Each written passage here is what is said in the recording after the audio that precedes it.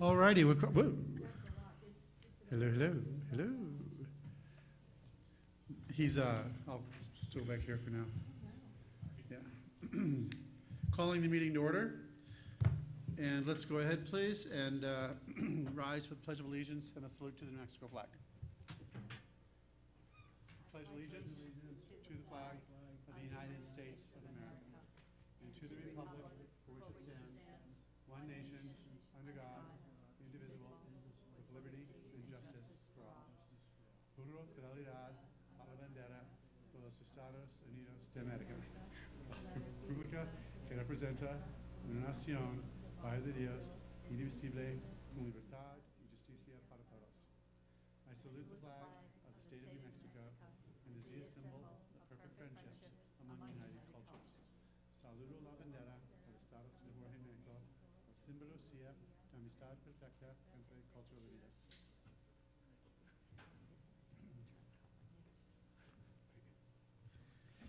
I have a request to make. If we could slow down a little bit, it would help me.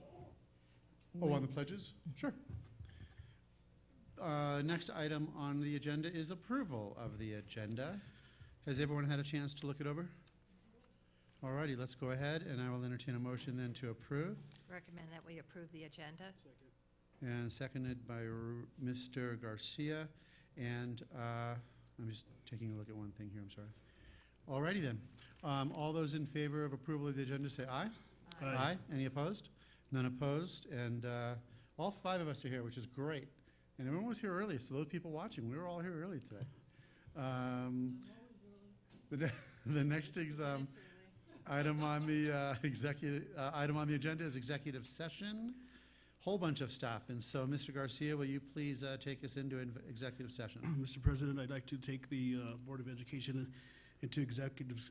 Will you make that a motion, please? I'd like to make a motion to take us into executive session where we'll actually talk about collective bargaining, National Education Association of Santa Fe Schools Collaborative Bargaining Agreement, threatened or pending litigation, discussion of the purchase, acquisition, or disposal of real property, and limited personnel matters. And a second to going into executive session. I'll second it. And then all those in favor, aye? Aye. Aye. Any opposed? None opposed. We are going into executive session. We'll return as close to 5:30 as possible.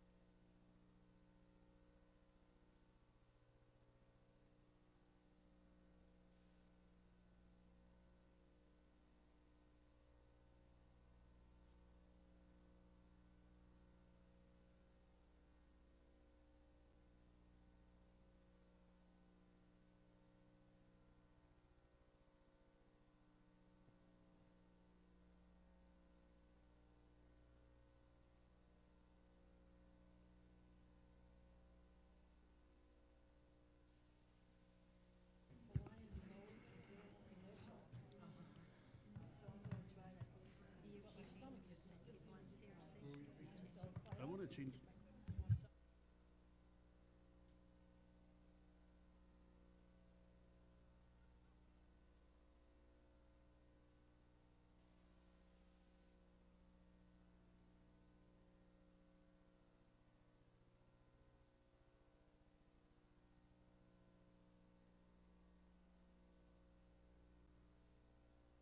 Okay, we're back. Secretary Garcia, would you please bring us back from executive session? Mr. President, I'd like to make a motion to bring us out of executive session where we discuss collective bargaining, the National Education Association of Santa Fe and Santa Fe Schools Collective Bargaining Agreement, threatened or pending litigation, discussion of purchase, acquisition, or disposal of real property, and limited personnel matters. Yes, sir. All right, is there a second? Okay, and a vote to come back. Ms. Price? Ms. Noble? Yes. Mr. Garcia? Yes. Ms. Cashman? Yes. Mr. Creel votes yes. We're back. And that was unanimous. Next on the agenda is board announcements, and straight away the introduction of our interpreter. Good evening, Superintendent, board members, audience. My name is Alma Bejar. I will be doing the translation services in Spanish. Buenas tardes a todos. Mi nombre es Alma Bejar. Si gustan traducción en español, voy a estar hacia atrás. Muchas gracias. Thank you, Ms. Behar. And additional board announcements. None of us have anything fun or really cool happening? Okay. Yes, Ms. Price. I'm back. Oh, Ms. Price is back. There's our board announcement. All right. And so hearing no other board announcements, all righty then. Superintendent's announcements. Thank you, Mr. President, members of the board. Some good news, and we wanted to do this now and not wait until August. Recognition of Gail Hurling. She, on being awarded the It Takes a Village Award, this award was established in honor of Susan Duncan's legacy for a lifetime of giving. Earth Care will honor Gail at its community graduation celebration on June 21st from 6 to 8 p.m. at its Zona del Sol offices, the corner of Jaguar and Country Club. As you all know, Susan Duncan was president of this board. Says Earth Care, she was a lifelong educator and activist for racial and economic justice and a beloved member of the Santa Fe community. Gail has been providing a home for children and families in Santa Fe who are experiencing housing homelessness through the Santa Fe Public Schools Adelante program since its founding in 2003. This year, she is retiring and leaving an amazing legacy for others to follow. And I had an opportunity to speak at Gail's, I was going to say graduation. I guess it's a graduation, Gail. Her retirement reception at B.F. Young. And one of the things that I said is Gail's just one of those special people that makes the world a better place just by who she is, just by her very presence. And so we'd like to also recognize you and thank you for your hard work, and you're going to be so sorely missed, Gail. And unfortunately, I will not be in state on that day, and so I'm sorry that I will miss this event, but know that we are so proud of you. And I always say those three little letters, RTW. Come down, we want to give you the certificate, and we always like to take a picture.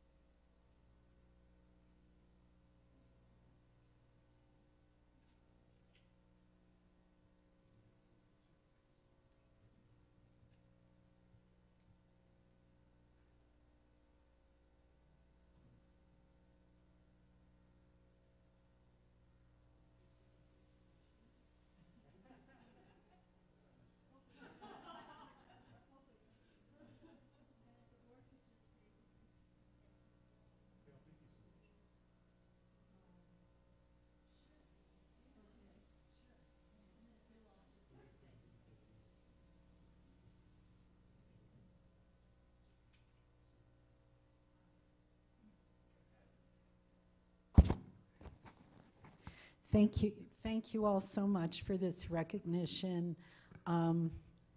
It's been a long, winding road over these years, and it's always the community that makes it happen. It's always a collective success with everybody together, working together.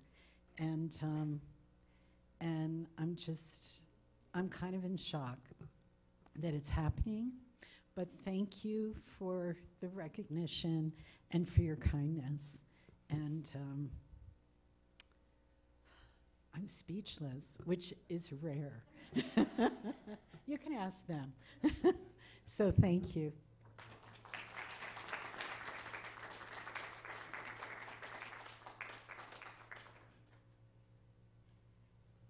And we have something that we're very proud of, and that is that we have the New Mexico School Nurses Association School Nurse Administrator of the Year right here in the Santa Fe Public Schools. But before I say her name, I would like for Sue O'Brien to come up. She wants to say a few words.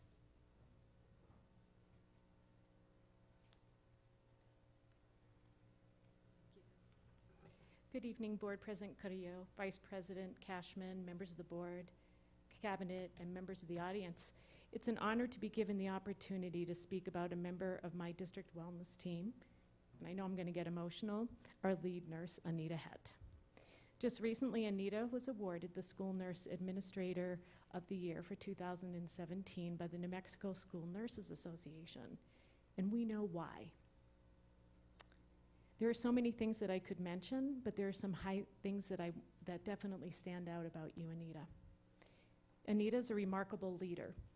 She trusts her nursing staff to do what is right and what is just. She is an advocate for their needs and the needs of the communities that they serve.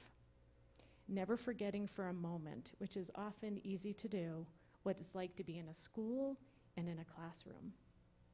Without hesitation, Anita fills in for our district at schools whenever we have a nursing vacancy or they're absent for a day, because she recognizes how important that is to have that continuity of care.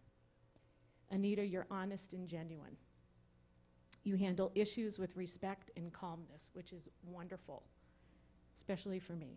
You listen to understand, and you provide sound guidance and support not only to our district nursing staff, but also to your colleagues, our wellness team, and me. You're a model for inclusion. You embrace diversity, and you work tirelessly in your personal and professional life to ensure the needs of diverse, marginalized students and families' needs are being addressed. 2 years ago, when I accepted the position of the Director for Student Wellness, I knew I had a lot of learning ahead of me when it came to nursing services. I can't thank you enough for the working by my side on so many issues, doing so with grace and patience. Thank you, and congratulations.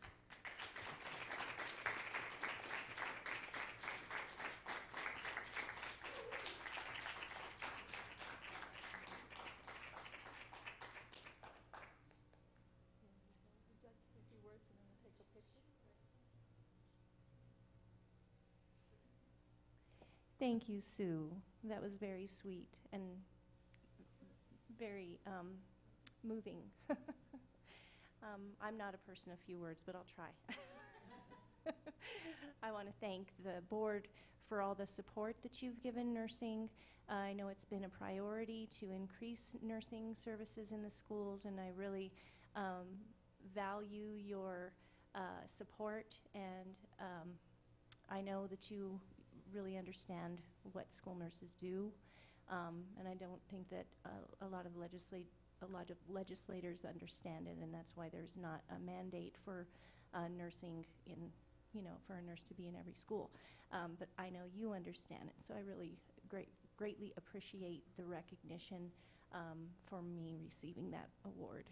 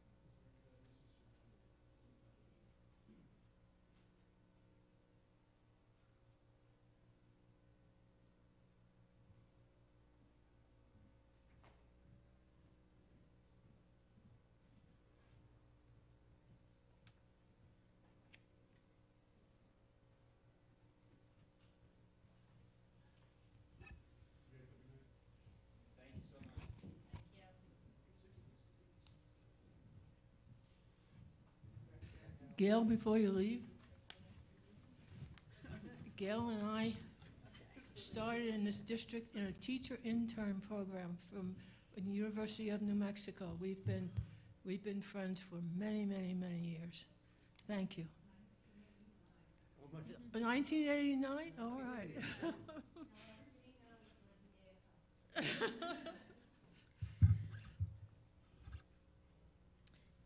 I have a few more announcements. Just pleased that we did submit the 2018-2019 budget. Thank you, Richard Halford and your team. It was submitted on time with the due date of June 6th and is currently under review by the Public Ed Department. Reads to Lead grant, proud of CNI and Linda and her team.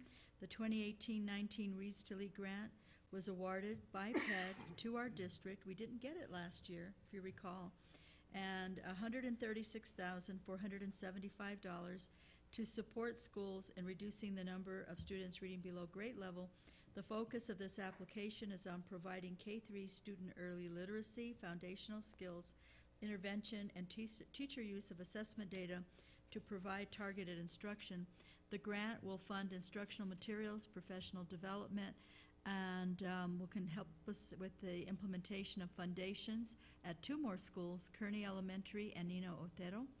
This research-based approach of foundations allows teachers to confidently present a carefully structured reading and spelling curriculum using engaging multisensory techniques in grades K through 3. I'd like to thank the Curriculum Instruction Department Coordinator for English Language Arts, Kathy Lamb, and Ryan Cooper, our new coordinator for federal programs. So appreciate your support. Thank you so much. Thank you. That concludes my announcements, Mr. President. Very well. And then next is public forum. So, Mr. Ryan, is there anyone signed up for public forum this evening?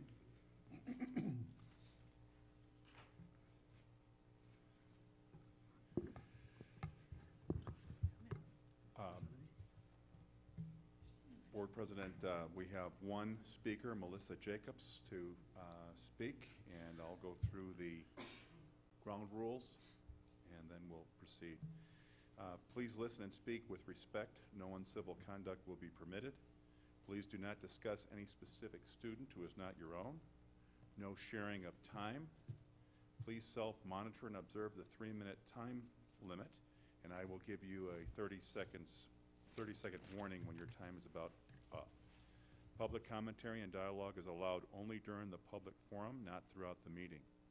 Please search for answers on common grounds. You may speak on any topic, whether it is on the agenda or not, and your input will be taken into consideration. And please be advised, the board may discuss your issue during the meeting, but by law, the board cannot take action on items that are not on the agenda. Before you start, is there anyone that didn't have the opportunity to sign up that maybe wanted to? Okay, just want to make sure. Okay. Hi, board members, Ms. Garcia, thank you. I'm Melissa Jacobs. I have a daughter at EJ. I'm speaking today concerning the article, the article that came out today about Santa Fe Public Schools misses out on $1 million from the state.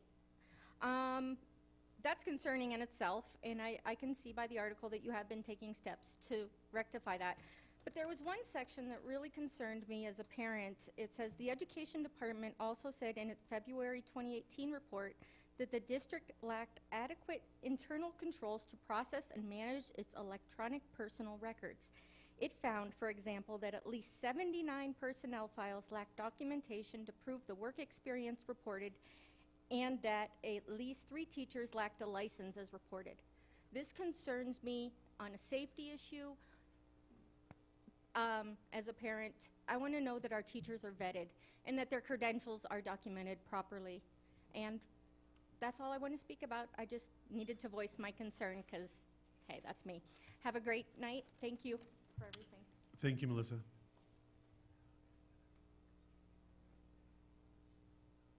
And that would be the end. Yes, Mr. Ryan.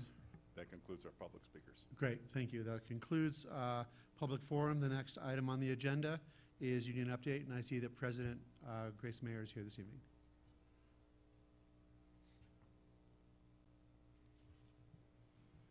Good evening.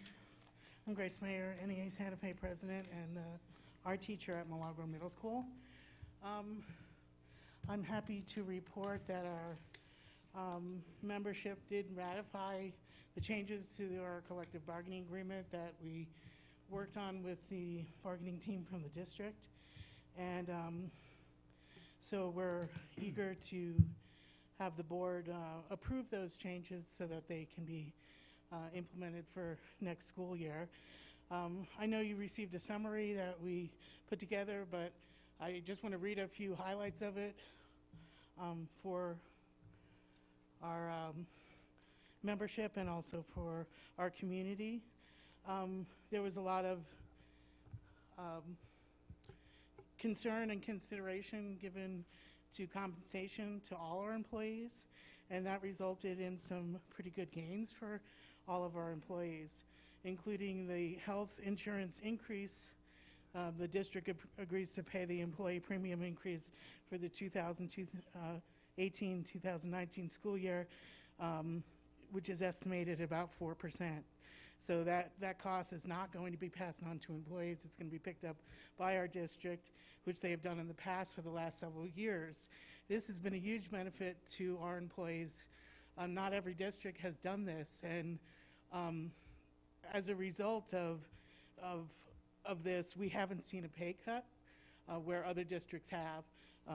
The employees have seen a pay cut because their premiums went up, but because of the commitment that this board has to making sure that we don't lose ground, that has been picked up for the last 3 years. So I applaud those efforts. The teacher pay table, which includes many members of our nurses and our counselors and some other personnel on there. The tier minimums were raised to $2,000 by $2,000. The raise increases for all people that are on that table are no less than 3% for returning employees. The average pay raise on that table is 4.8%, which is well above the 2.5. That is a result of,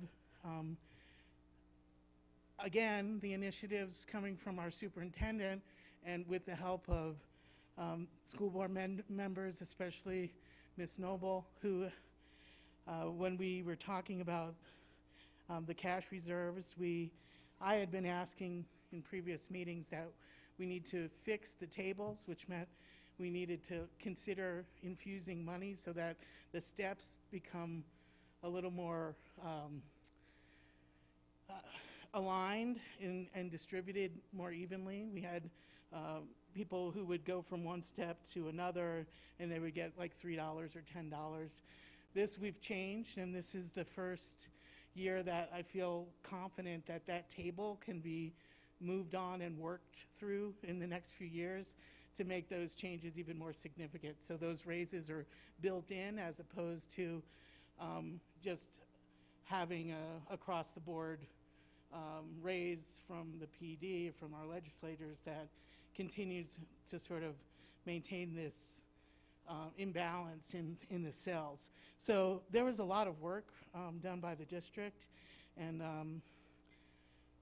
we spent time, a few months ahead of time, looking at some ways to improve salaries, and the superintendent asked us to create a committee, which we did, and many of the hours were spent trying to figure out how to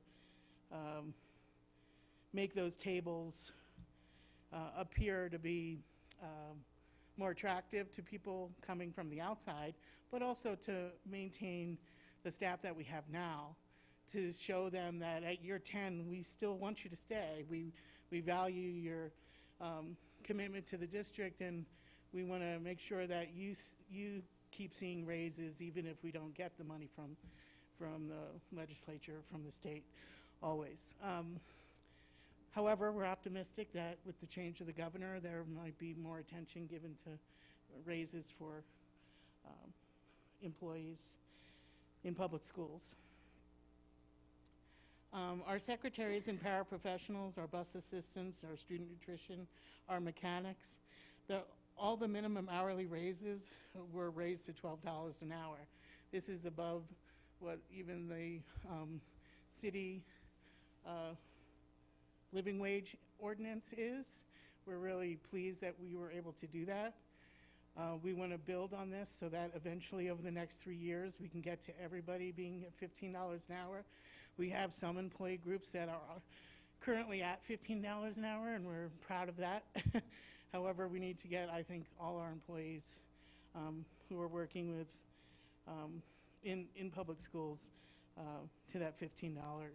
And this is a step for the district, and I hope that the community recognizes that there's been a commitment from this board for the last decade, basically to raise those lower rates. And the educational entities don't have to follow the living wage ordinance in certain cities, including this one. They could be exempt, but you chose not to do that, and we applaud that. Those are efforts in our from previous board members. But the district as a whole has always considered those jobs to be a valuable asset to our community as a whole. The bus drivers increase. This was negotiated last year. We had 2 tables created for implementation, so there's a 50-cent raise an hour for this year, which will be implemented. It was approved last year. We worked on stipends, which was not an easy feat, as Ms. Sink will tell you. We looked through millions of dollars of stipends and figured out who was getting what and how were we able to pay for this and how can we modify and move things around to increase stipends that weren't really as effective as they should be, and really didn't express the need for or the amount of work that it takes to provide that service. Like, for instance, our SAT stipends, which we now have a minimum of $1,000 per stipend. Prior to that, it was $500, $250 each semester.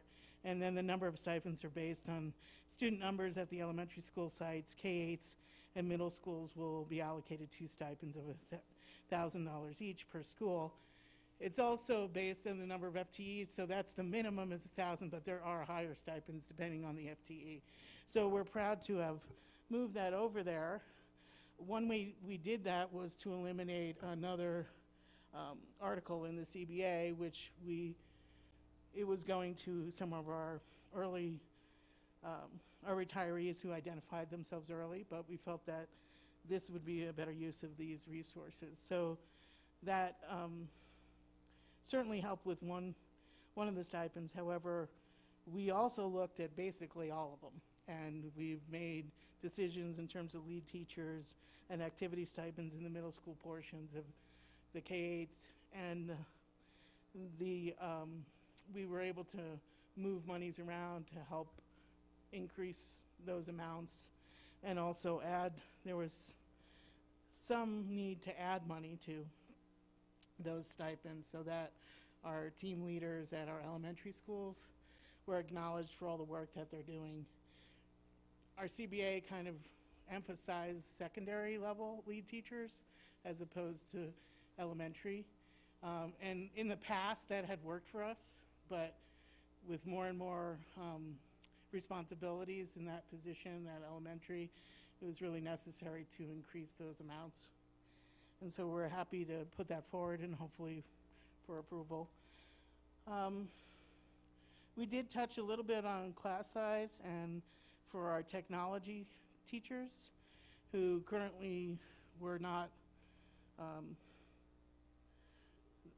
their numbers weren't addressed in our CBA. Over the last few years, we've increased the number of technology teachers at sites, so there was a need to kind of standardize what their job requirements would be, how many classes they would teach, and how many students they would have. So we're happy to include that language and hope that that inclusion will help with some of the issues that were going on at some of our schools in terms of a lot of the technology staff was really inundated with more numbers than, say, like the art or the music teachers because of combinations of classes and other things. So that's pretty much the summary. I wanted to thank Richard Halford for all his work. And there was days where he would print like 4 different draft proposals of one table, like within an hour, and then only to change it the following day. And so he has a very mild nature in terms of doing all that work. And so I applaud his patience. And I want to thank the bargaining team for the district for all their efforts on the work with the stipends and trying to figure out how that was going to play out. And especially I wanted to thank the superintendent because of her commitment to increasing salaries. I think that she's been saying this for over a year, and she moved forward with this and helped to align herself with the board's interests in doing that as well. And I think our membership is really appreciative of the fact that this has happened, and that even though we're still behind in terms of salary throughout the state, I think that we're making some efforts to change that, and hopefully in the future we can build on this. But it's also nice to know that the person that you work for, you can count on their word. You can count on the fact that when they say they're going to work on it, they work on it and they get to a solution. And some of these, choices are difficult on occasion, as the board knows, because they have to deal with the budget every year. But I think that our members and our staff really are starting to understand that we are being prioritized in a way, and we hope that we can continue this work and work collaboratively to make sure that everybody feels that they're appreciated in our district. So, thank you. Thank you, Ms. Mayor. And I guess if there are questions and everything, it's on action. So that's when we would ask any additional questions. Thank you. And that does it for Union Update. Next item on the agenda is the consent agenda. And I'm ready to accept a motion to approve the consent agenda. I recommend that we approve the consent agenda. I'll go ahead and second. Discussion. And I'm sorry? Have discussion. Of course. First Rudy and then Ms. Price. Go ahead, Ms. Price. Thank you. I would like to have approval of the minutes. Oh, be separate? Okay. No problem. I'll take that as an amendment. We'll pull the minutes for a separate vote. Okay. Mr. Garcia? Mr. President, item 7E says that's actually to spend roughly $145,000 to purchase music instrument and equipment. Right. So I just have a question for the superintendent. Who decides what we purchase for the district? This goes through the C&I department. So Ms. Leanne Devon works with Melissa Lomax and with our deputy superintendent, Linda Sink. And what happens to all the old equipment? I think that we have actually, there's a nonprofit group that works with us, and almost all of the equipment gets repaired, and I don't think there's any instruments that are ever thrown out. You know, you're talking about the kinds of instruments that we have. I can't remember the name of the organization that we work with, but they repair our instruments and refurbish them, and so I don't know of us throwing away any instrument. Everything seems to be able to be restored and repaired. Thank you. We will do a separate vote on the minutes. I just want to point out, not for a separate vote, but a couple items on consent.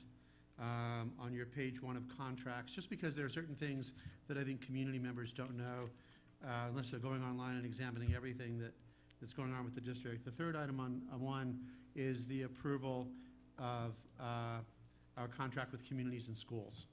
And I mean, I just saw Ms. Bergen walk in. She's the Executive Director for Communities and Schools. But just want to acknowledge we couldn't do a lot of our work without them and the wraparound services they provide at Capitol and at many, many of our elementary schools. So I just wanted special attention to shout out to Communities and Schools. And then on page 3, and I do hope that some of those folks that were here over the last couple of meetings that, voiced concern that they never saw anything being done at their school in terms of repairs or anything. All you got to do is look at our contracts for summer to see that we go to all the schools, whether it's paving or roofing or any number of things that are being done on a regular basis, and especially in summer. But particular note on page 3 is the bilingual services contract that we're signing, and that's under, of course, exceptional student services. And it just the word just shows how foundational our commitment to bilingual services is. And the last item, or the last contract on page 3, and I love seeing the stuff like this. It's over $500,000 from our GEO bond, and it's additional money to Positive Energy Solar in completing our solar arrays. And I see that Lisa Randall is here tonight. She's the director of these projects. And I mean, what we're doing relative to conservation and in so doing, saving money is really exceptional. So I just wanted to note those contracts. Mr. Garcia. Just really quick, Mr. President, also I'd just like to give a shout out to Communities in School, because you are correct. We could not probably do the work that you guys do without you guys. So if you can please take that back to your staff and tell them we as a board really appreciate that. We appreciate you. Yes, ma'am. Any other comments on consent? If not, we'll go ahead and take a roll call vote on consent, minus the minutes. Roll call, Ms. Price? Yes. Ms. Noble? Yes. Mr. Garcia? Yes. Ms. Cashman? Yes. President votes yes, unanimous. On the minutes, is there, just wanted a separate vote, or is there something you want to point out for correction? Ms. Price? Abstain. Abstain? Yes. Oh, because you, got it. Okay. If you don't mind my saying, is she's abstaining because she was absent for the meetings that we're voting on this evening. So the 4 of us will vote then. Consent is, roll call as well for the minute. Yes, Ms. Noble? Change? Yeah. 2 quick things. Of course. One, on our bond meeting, June 12th. The minutes are fine, though they don't include some of the details, which maybe our others do, about how well the auction went and how it worked, which I just want to note did save the district quite a lot of money, and we did get competitiveness in the auction that worked very, very well in the way that we're doing a different sale of bonds now. Okay. And on the next set of minutes, my name is still Noble. Towards the end, in the board discussion under item 8, and this is on June 12th for 5:15 session. At least once I'm Nobel.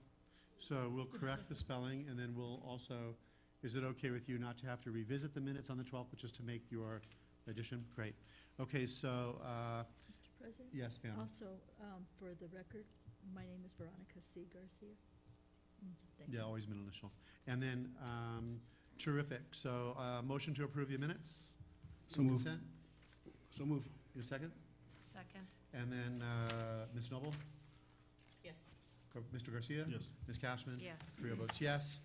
Minutes are approved as additions were made by Ms. Noble. Next item on the agenda, board update and follow-up. Do we have anything for tonight? Thank you, Mr. President. I do. No, you're not board. Oh, No, I'm you're sorry. next, like last week, I messed it up. I'm Does sorry. any board update or follow-up? Anybody have anything? Superintendent update or follow-up? Thank you, Mr. President, members of the board. Got ahead of myself. In your packet, there was a question by Secretary Garcia regarding Ramirez Thomas playground equipment, and I have a response from our Director of Capital and Special Projects, Gabe Romero. So that's in your books for all of you. But I believe the issue is addressed, and please let me know, Mr. Secretary Garcia, if you have other questions. It's in section, it's in your book under 9A. 9A, all the pictures are there. Mr. Garcia? Will that suffice for now, or? Okay. Thank you, sir. And then on, I was also asked if I could give the board just a quick update on the mayor's support, the Education Advisory Work Group that I co-chaired with Dr. Carmen Gonzalez. Mayor Weber, on April 17th, appointed several people to serve on various work groups. I was on the Education Work Group and co-chaired it. Representing also the Santa Fe Public Schools on that group was Jeff Gephardt, I believe, from the district. There were many community members on it. The work group looked at 6 to 12-month recommendations. What the mayor would like to see is effective partnership between the city, the Santa Fe Public Schools, and the community college and other Santa Fe educational institutions. How the city can support early childhood education was a big priority. Wraparound services for pre-K through 12th grade students and higher ed. Also on that committee was Ms. Julia Bergen was also on it. Highlights of policy objectives recommended to the mayor was on June 15th. Was to improve access to high-quality early childhood education program for all Santa Fe families, establish mentorships, internships, apprenticeships, and job training partnerships between the city, business, schools, and higher ed, connecting youth to elected officials, public servants, and activists by partnering with Santa Fe Public Schools, Santa Fe Community College, and nonprofits for job shadowing, internships, and programs such as First Vote that promote service learning and political participation or civic participation, empower students and youth to resolve conflicts in and out of school using restorative justice. Included in this work a commitment to trauma-informed best practices across the city and community agencies, while also focusing and educating the community on adverse childhood experiences. The work group's viewpoint was that aligning Santa Fe's primary public ed institutions and strategic recommendations with the City of Santa Fe and Opportunity Santa Fe efforts will result in effective and well-coordinated plan. We had a very short timeline, and we had, I think, 3 meetings at the most. So it went super fast. You know, it was just like, okay, get together. What are your ideas? We sorted them. We came back, made the recommendations, went back. And that was the intent, was to just do real quick. What the mayor will actually select, we don't know for sure. Have a question, Mr. President? Yes, Mr. Garcia. No, Ms. Superintendent, the previous mayor, Javier Gonzalez, actually had the mayor's cabinet on early childhood. So is this still going to continue what Mayor Gonzalez actually, or is this a whole brand new cabinet? Because this isn't even a cabinet. These were work groups that were selected around different areas, economic development. There was Young Santa Fe, digital, just various work groups. There was a meeting with Opportunity Santa Fe around whether or not there will be a children's cabinet or a mayor's cabinet around children's and family issues, and the mayor has not yet decided how he's going to structure that.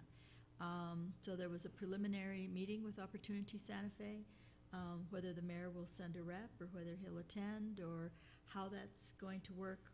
There was no commitment or decision made, I don't believe. because I thought it was very interesting, because I was actually the individual from the county that represented the county as some other staff members, but the mayor had roughly 35, 40 people in the meetings. And one of the interesting things that I got out of the meetings is we roughly have 23 providers that do pre-K in this community, and all 23 have a different curriculum of what they do and how they do it. And it would be nice if we could actually bring those 23 providers together, so that way when the children do come to our public schools, they can all hopefully have the same mindset for our public schools. But that's good to hear that the mayor's actually continuing with this and moving forward.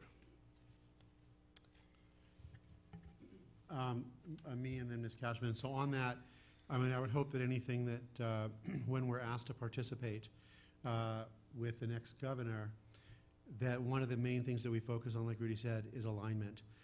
Because it's fine that actually it's not fine that there's 23 providers all doing something different. So multiply that times through the state, there's several hundred providers all doing something different, none of which are necessarily aligned to what we need when kids come to us at age 4 and 5. So there, there needs to be that alignment. And I'm really hoping that that's taken into consideration along the way. Ms. Cashman. Thank you, Dr. Garcia, for the update. If a suggestion, if the mayor comes back and he says, this is what I want to do education-wise, or what I would like your help with, that might be something that we want to talk about at our board retreat, so the board has buy-in, and we know whether we're going to have to come up with different funding or. There was one issue that came up that I did tell the group, or at least the co-chairs and the mayor, was there was going to be some sort of reading initiative, and I think there's already another reading initiative. And I said, I know our board is looking, and we haven't approved the strategic plan, but we're looking at a Read by First Grade initiative. And I said, it concerns me that, from a branding perspective, it can be confusing to the public, in terms of, well, which reading initiative is this one? And so I did ask for them to be cognizant that our board, is down the way working on our strategic plan on what we're wanting to do. And I would hope that maybe they would look at a couple of other priorities right now for this kickoff, because I was concerned about several reading initiatives and all being branded in different ways. So I don't know what will become of that, but I will keep you posted, and before we make any commitment, I will certainly bring it to the board. Mr. Garcia? I just appreciate you, Ms. Superintendent, bringing that to the board, because we do have our children to take care of as well. So we're very busy as well. So thank you. And on that note, I would remind the mayor and the city that we're the Santa Fe Public Schools. We educate K-12, and that if they want to do things to support us in that they should come to us and ask, what are we doing? How can we support you? And how can we do something that's aligned instead of there being 3 programs? We are the Santa Fe Public Schools. They are the city of Santa Fe. And sometimes they need to be reminded of that. All right, anything else relative to superintendent announcements? I have one more. Yes, ma'am. Also, just real quick, I think this is super exciting. The middle school summer school program, it was at ECO this summer. And they're doing a lot of, and I lost my sheet. She had it right here. What happened to it? It's a problem when it's not typed in here and it's an add-on.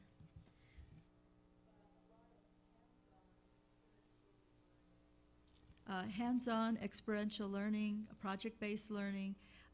They're actually there at ECO using a lot of the equipment. And I think that sometimes middle grade education can be very boring. It's hard to engage the kids, and to have them in a very exciting, engaging, interactive program, I think is a big deal for those kids this summer. And I think it's going to be a fine experience for them. We always say that kids drop out mentally in middle school and then physically when they get to high school. So keeping them engaged, summer school is usually something they don't look forward to. And so we think this is a really great opportunity for them. Terrific. Any other comments from the board on the superintendent announcements?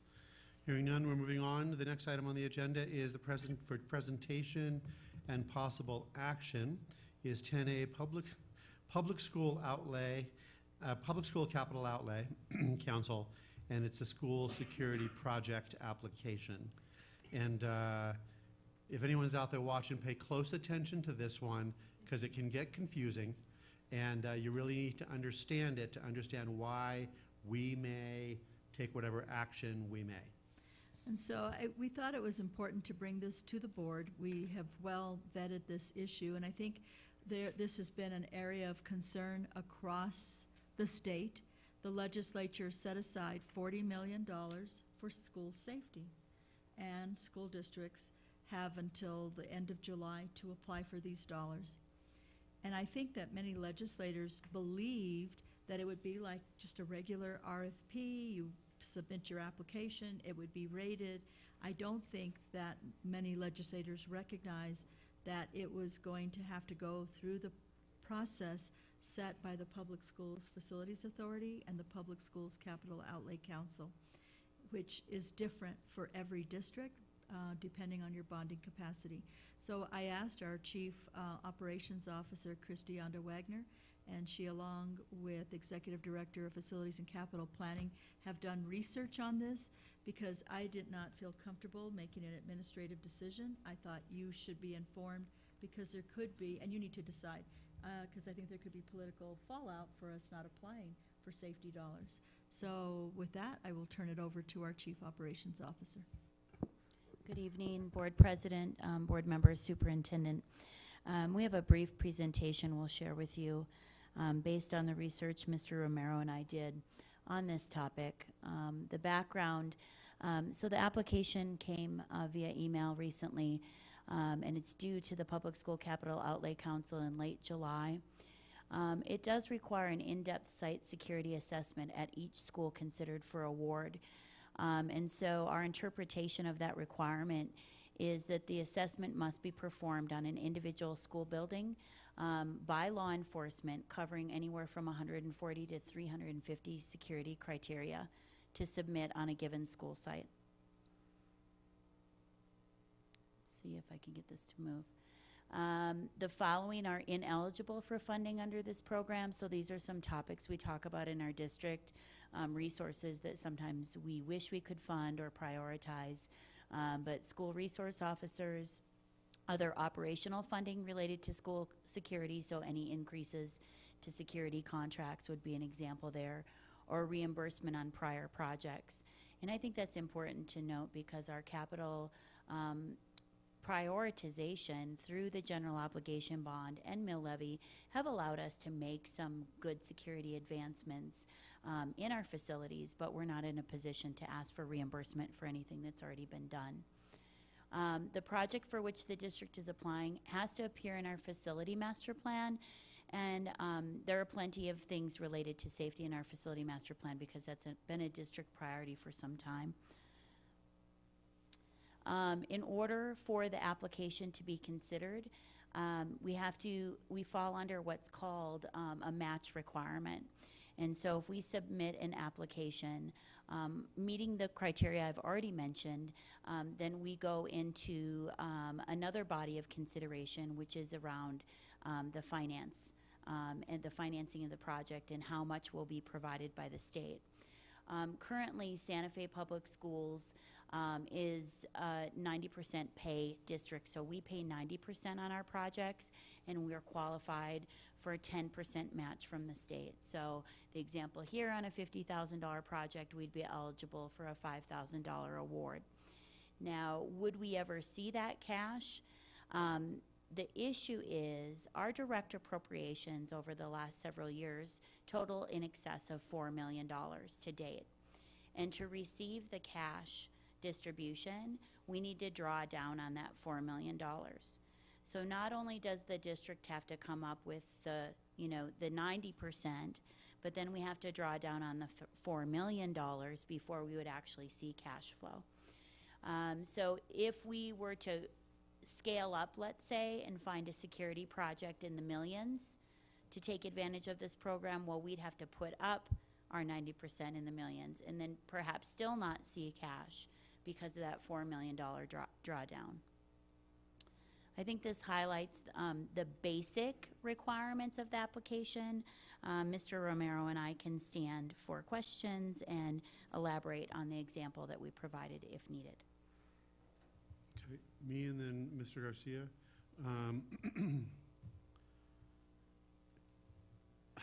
Okay, where to begin? Let's go to slide 2.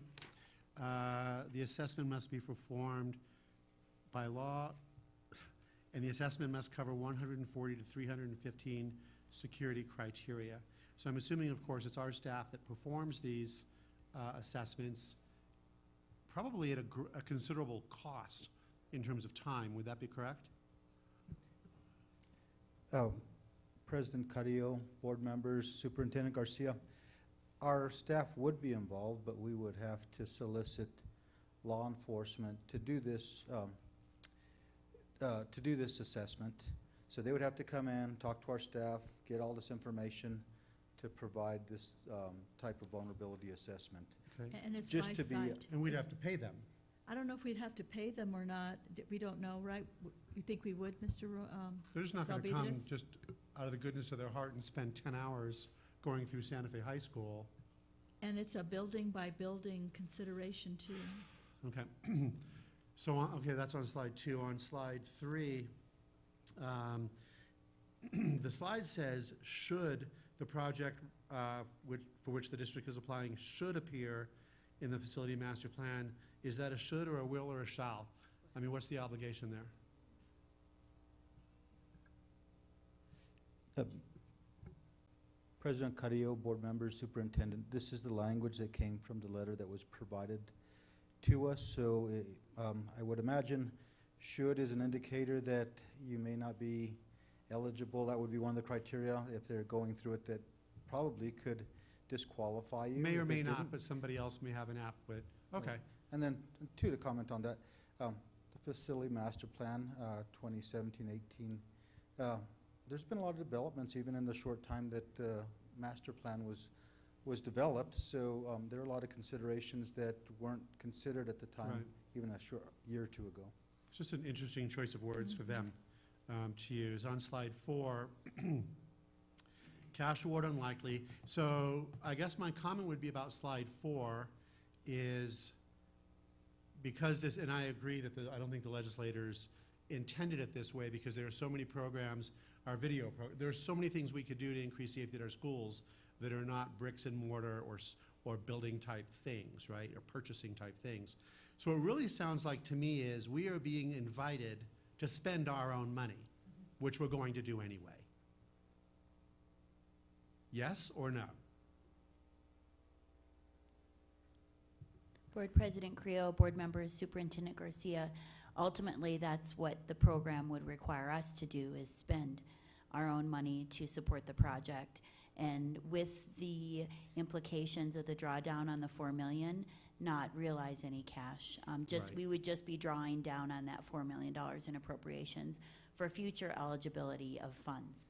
Is it fair to say as well then that the CRC, we're always looking at safety and security, and if these are bricks and mortar or purchases or something like that, these are things that the CRC always looks at when we're looking at safety and security for the entire district, right? Board President Creo, that's correct. Okay. And on that point, to answer Yeah. your question Please. specifically, for the record, we would be spending 90% of district money on a project, which would actually mean a reallocation of funds because you have plans Right. already. And then not getting cash back. So it honestly, for a district like ours, it doesn't sound like the best deal or the deal they're making it out to be. Mr. Garcia.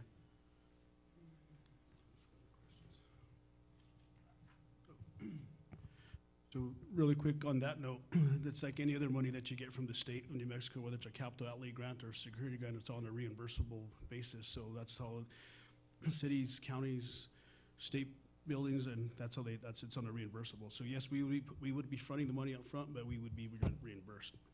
Also, Clarify, we would only get 10%. This is different than the regular reimbursement. We would have to put up 90%, and you always pay 100%, right? But in terms of what you get back, you're always reimbursed 100%. This, we'd only get reimbursed 10% because of our bonding capacity. And even not likely receiving the 10% because of our requirement to spend down the $4 million.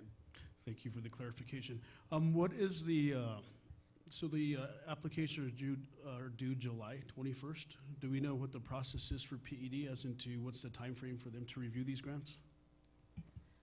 Again, to clarify, it's not the PED, it's the Public Schools Capital Outlay Council and the Public Schools Facilities Authority.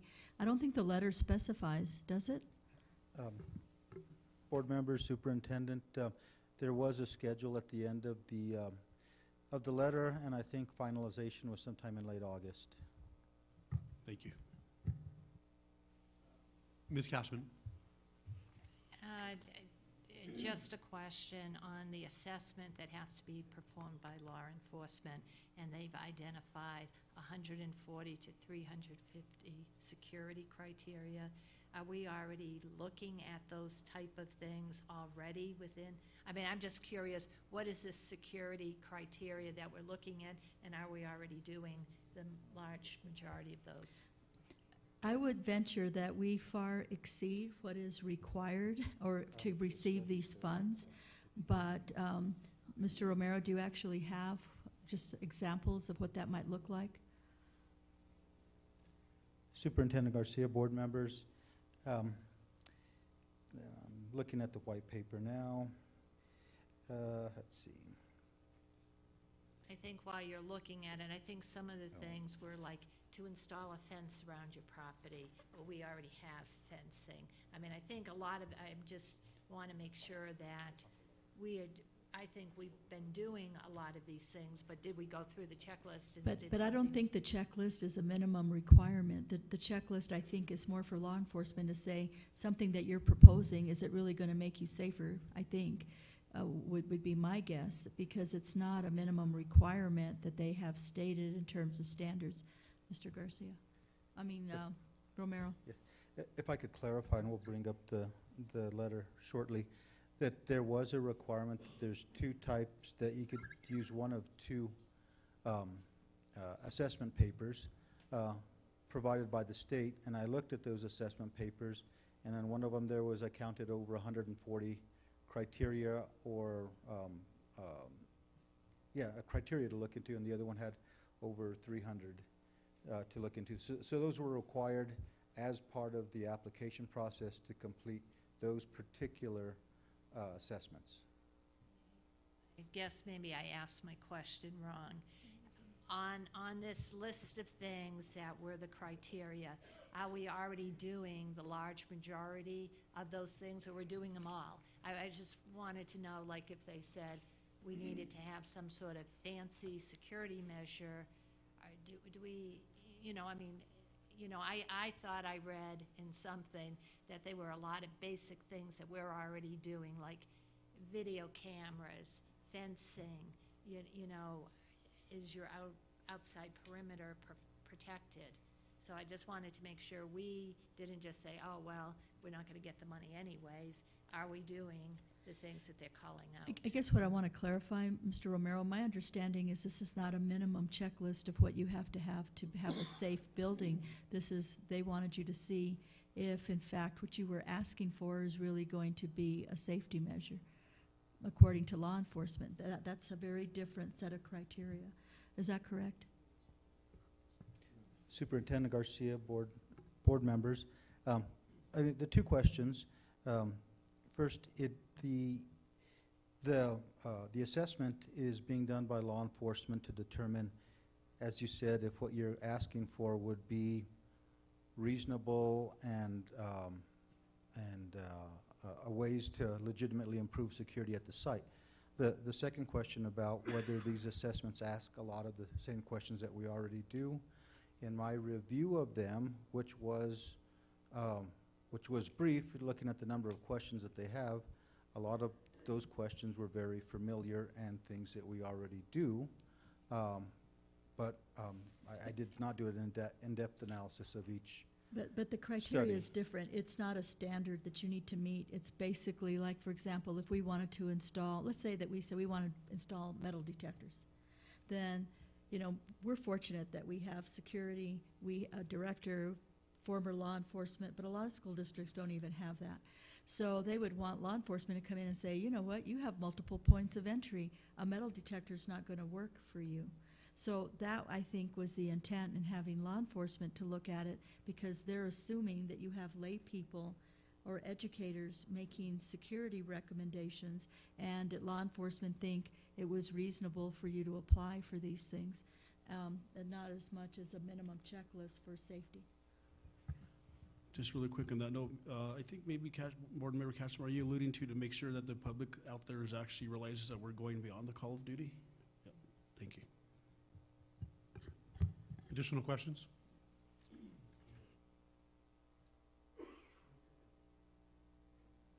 So we don't necessarily need to take action on this, except maybe to, we can talk about this, give the superintendent our thought that this is not something that we want to apply for at this time because it is not in our best interest, security-wise or financially.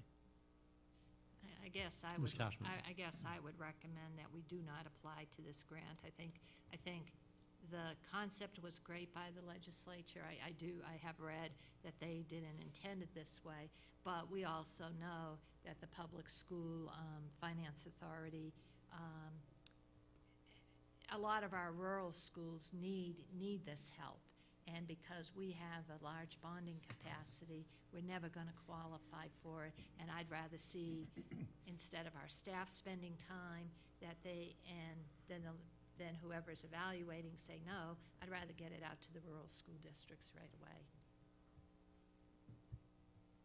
Any other thoughts on this? Yes, Ms. Noble?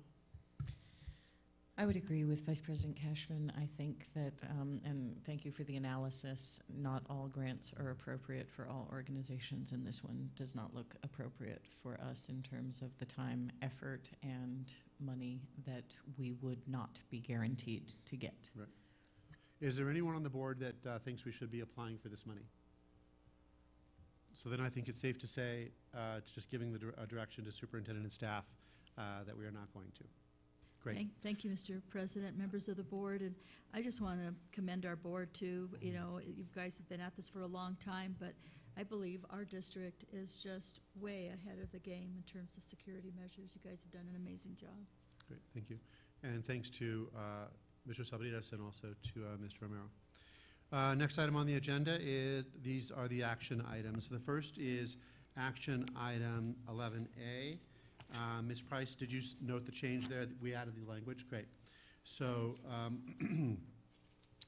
the only change was adding those specific items in section 5. You'll see in red under reasons to go into executive session.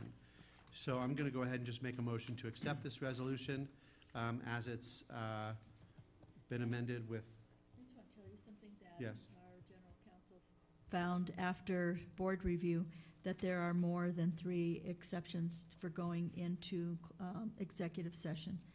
And they're listed there below. That's why there's 9 here. Okay. Correct. Yeah. Thank you. But now they're all itemized. Okay. So I'm going to go ahead and make that motion to accept this resolution. Is there a second? I second it. Any further discussion? Mr. Garcia. Lisa, thank you for changing the format so that way it actually looks like whenever you're doing legislation that you highlighted the areas and underlined the new language in red. Thank you. You're welcome. Additional questions, comments? Ms. Price? I just would like, please bear with me for a moment. I would like to ask, under executive sessions, so for example, limited personnel matters, do we need to say anything more than that? Oh, you mean when we're, like, when we're calling it at the meeting? Yes, on the agenda. My understanding from our council, this was before that you came on, Lisa, was that we don't need to actually, like, let's say it's limited personal matters, we don't need to say section 10-15-1H2. We can say just limited personal matters. Oh, no, we can't call out like what were specific personal matters. I know that. Okay, right. Okay. So just really on that note, Mr. President, maybe let's take the item F, sole source contracts in excess of $2,500.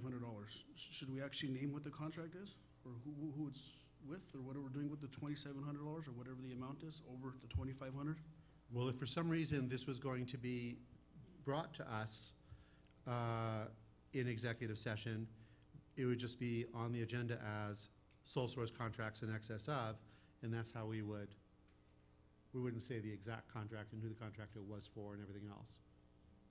I understand, but just a little bit, I definitely understand the personnel matters, but I'm just wondering in regards to the to contracts in excess of $2,500, why should we not be able to tell the public out there what contract we're talking about? Ms. Cashman, and then Ms. Sullivan. If I'm not mistaken, we may talk about it in executive session, but then it would be an action item if we were going to take action on it, and then it would be called out. It would be more definitive. Thank you. Also, every single contract in excess of $2,500 that the school district actually approves, that's a lot of executive sessions for this board to look at. No, Go ahead. Mr. President, it's only if we could bring one to you, but we do many sole source contracts over 2,500 that are either on consent or for action item.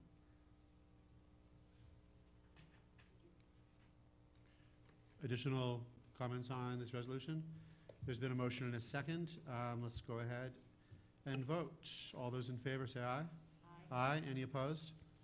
Not hearing any opposed. It passes unanimously. The next item on the agenda is board member committee representatives. And so this would be where we represent the board on committees, not those people that we are appointing. And so taking them one by one, I think what I would do is just first ask in general, are there any board members who are interested in making changes in terms of where people are sitting right now? Ms. Cashman? I would still like to sit on CRC, so I'm going to just advocate I would still like to sit on CRC. Okay. The question was changes, but since you said that, I would still like to sit on CRC as well. Ms. Noble, would you still like to serve on audit? I do quite like the audit committee. I would at some point like to sit on CRC and add that to my district portfolio, but I do appreciate the audit committee. Okay, and I don't really, who's our person on, I would also like to serve at some point on the Citizens Review Committee. okay. So then do we need then, I mean, this is where we discuss it. I mean, I would like to, I mean, just in general, I mean, I know that we, as a board, we kind of move things around and rotate stuff a lot. I don't know on any board or any committee, whether it's this, you know, in the state legislature or otherwise, that constant rotation on different committees is always a good idea. And the only reason I say that is then you don't have the continuity of institutional knowledge of what's going on before and all these things. And so, I mean, that, you know, I'm happy to do whatever the board's wish is. We can do these one at a time. We should probably do them one at a time. Yes, Ms. Price? I would just say for institutional memory, I have served on the Oh, I know. Citizens Review Committee. Yeah, I know that. Good. As has Rudy. He had to stop serving to be here.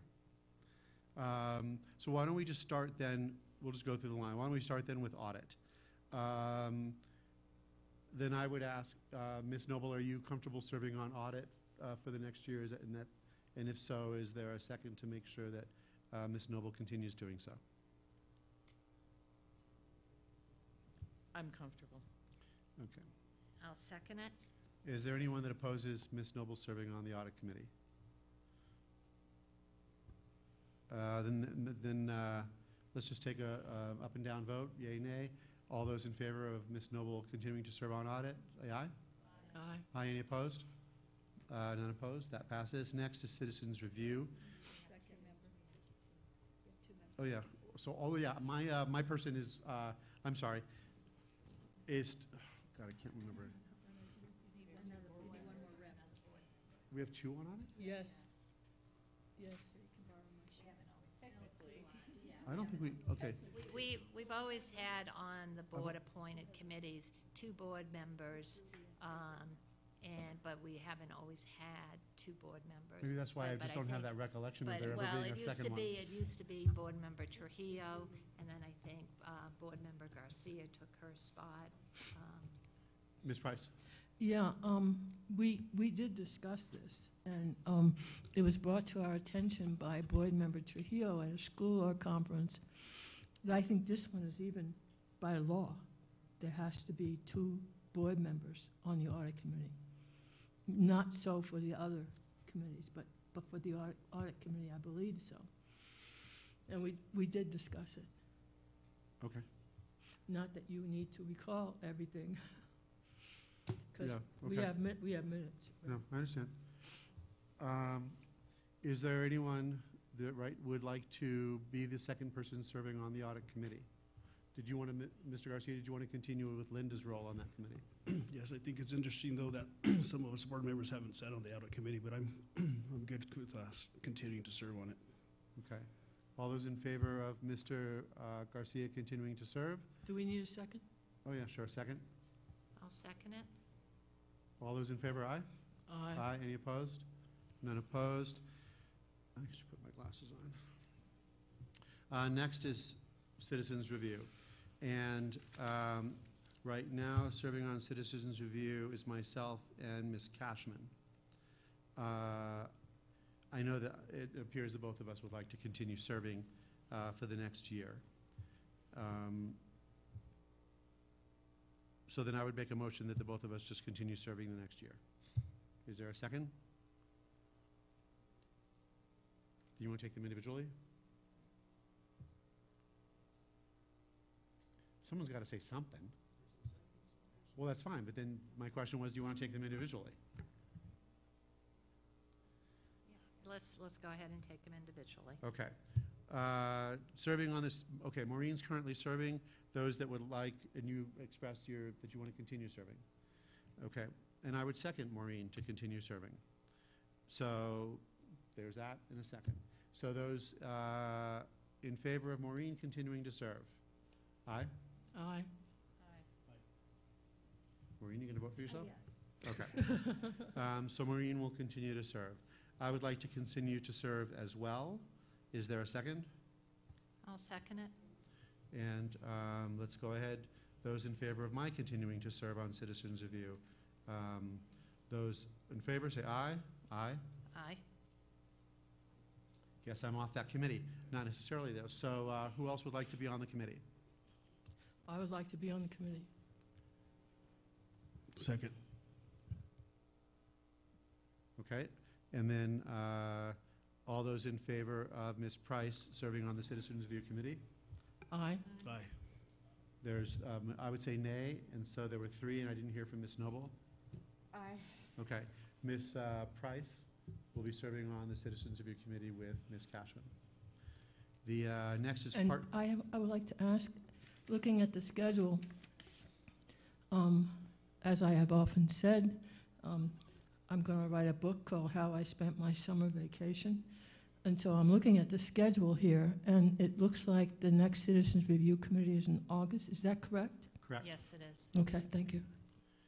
The next is Partners in Ed. Who is currently serving right now on Partners in Ed? Okay, Ms. Noble is. Is that something you want to continue doing as well?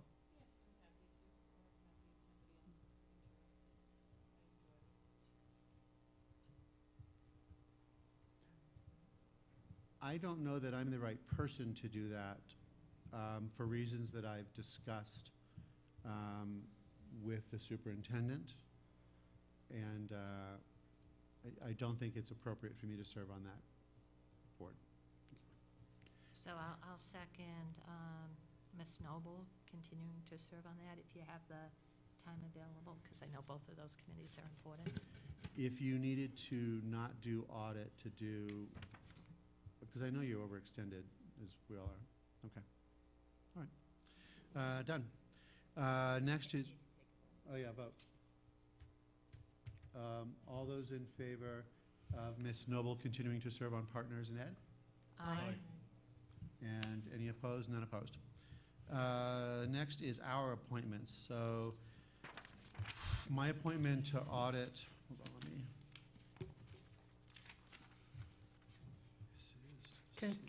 We can probably shorten this by saying all of my appointees would like to continue to serve. If that's the case.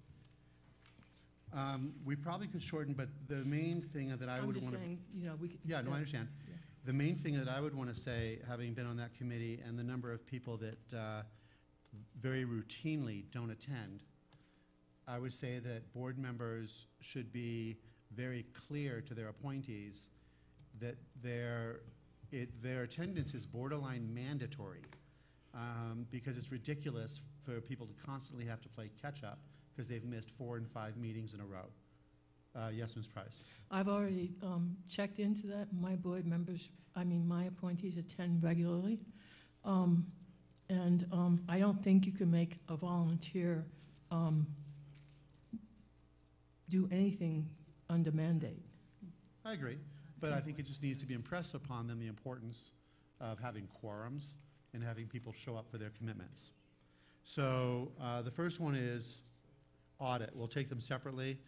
Is everyone have their person on audit willing to stay on audit? Mr. President, I apologize to the community. I don't know who my audit person is. I believe I don't have one. So at this time, I do not have a position, an individual for the position of audit. Okay, your, oh, it wasn't there, okay. Okay. So, Has there ever been one from that region for audit committee, now that I remember? No, it hasn't. I remember that Ms. Trujillo had difficulty finding someone to serve. okay, Okay. so just really quickly, Kate Hollanda's consider yes for her, Hollander Field wants to continue, yes. and Ms. Price, Larry Mirabel wants to? For me, Margaret Shirley wants to, I know Carl wants to. Yeah, Carl does. So then I would just, let's vote on all of those at one time, if that's okay. So all those members that are on audit, we're approving them all at once. Is there a second? I s- And those in favor say aye. Aye. Opposed? None opposed. And then I would just ask Board Member, Board Secretary Garcia to find an appointee. Yes, I will. Thank you. Yes, Ms. Cashman. And I would like to thank all the individuals on audit. They've been there for a while, and they do a great job for us. And I would just mention to Secretary Garcia, it does not have to be somebody within your district. So, because sometimes, you know, it becomes a problem to find, so it can be anyone. There are two board members here today who were I appointed to the Citizens Review Committee, neither of whom live in my district. All right, next item on action. For citizens, yeah. That was for audit. For citizens review, so the people that I appointed, Rad Acton and Jody, want to stay. Ms. Cashman, do both of your appointees want to stay? Yes, both Cliff Reese and John Morrison have said that, I'm sorry, both Cliff Reese and John Morrison have said they would stay, and I'd like to thank them for their continued service, because I think that's valuable. Okay, Mr. Garcia. Just really quick, I sat on the Citizens Review Committee for almost 10, 12 years, and it's actually an excellent committee. And the team there's a couple of members that are here from the Citizens Review Committee, and that team in the last 3-4 years is a great minds on that team. We have anywhere from architects. Lisa does an excellent job at sustainability, and I really appreciate the Citizens Review Committee. And just to give Lisa a shout out now, because she's out there, actually there's a lot of people in the community that give you a lot of credit for the sustainability that you actually do in the schools these last 4 or 5 years that we've been doing some construction, so thank you. And so yes, Lisa would like to remain on the committee, and Marty Carvlin, she actually would like to remain on the committee as well also. And I'm glad that she's actually an educator at Capitol High School. Yeah, after I ask a question, my understanding from Marty at the last CRC was that she didn't necessarily want to continue serving. Mr. You President. confirmed with her that? No, I actually saw her at the graduation for Capitol, which is. And that's when she said yes? That's when she had said Okay, yes. great, terrific, all right. Yes, Ms. Price? Yeah, it says here for CRC that we should have one union representative, but we very rarely do. What are we going to do about that? It's up to the union if they want to have a representative or not. And, Will you point to me? Okay, thank you. okay. And so then, Ms. Noble, your people still want to? Philip Goodwin does want to continue, so I want to renominate him. I want to thank Jamie Blosser for her service. She is overextended very It was Jamie I was legitimately thinking of, I'm sorry. and is doing really great work in the community in a lot of ways and showing the importance of art and planning and integrated thinking. So I regret to say Jamie is not going to continue, and I would like to put April Gallegos on the committee. And I can provide her contact information to the superintendent, but she's eager and ready to go.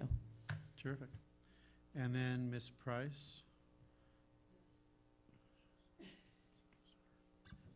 John Salazar. So, and have you talked to John? I have, yes. Okay. Okay. All right. Taking them And all. I have checked on the attendance, and I have talked to especially volunteer Padilla. Okay. Terrific. So let's take it all as a block. Just approving those that we just went through. Motion to approve. Is there a second? All those in favor, aye? Aye. Any opposed? None. Next item on the agenda is the approval of the, and I see David Holguin is here, of the collective bargaining contract with the Santa Fe Federation of School Employees. Yes. Thank you, Mr. President, members of the board. I would like to thank Mr. Olguin for working with us, and I'd like to thank Ms. Christie Yonda Wagner for her leadership as well, and the negotiation teams. I think they did really great work on behalf of our employees and the members. And so if you'd like to do the highlights.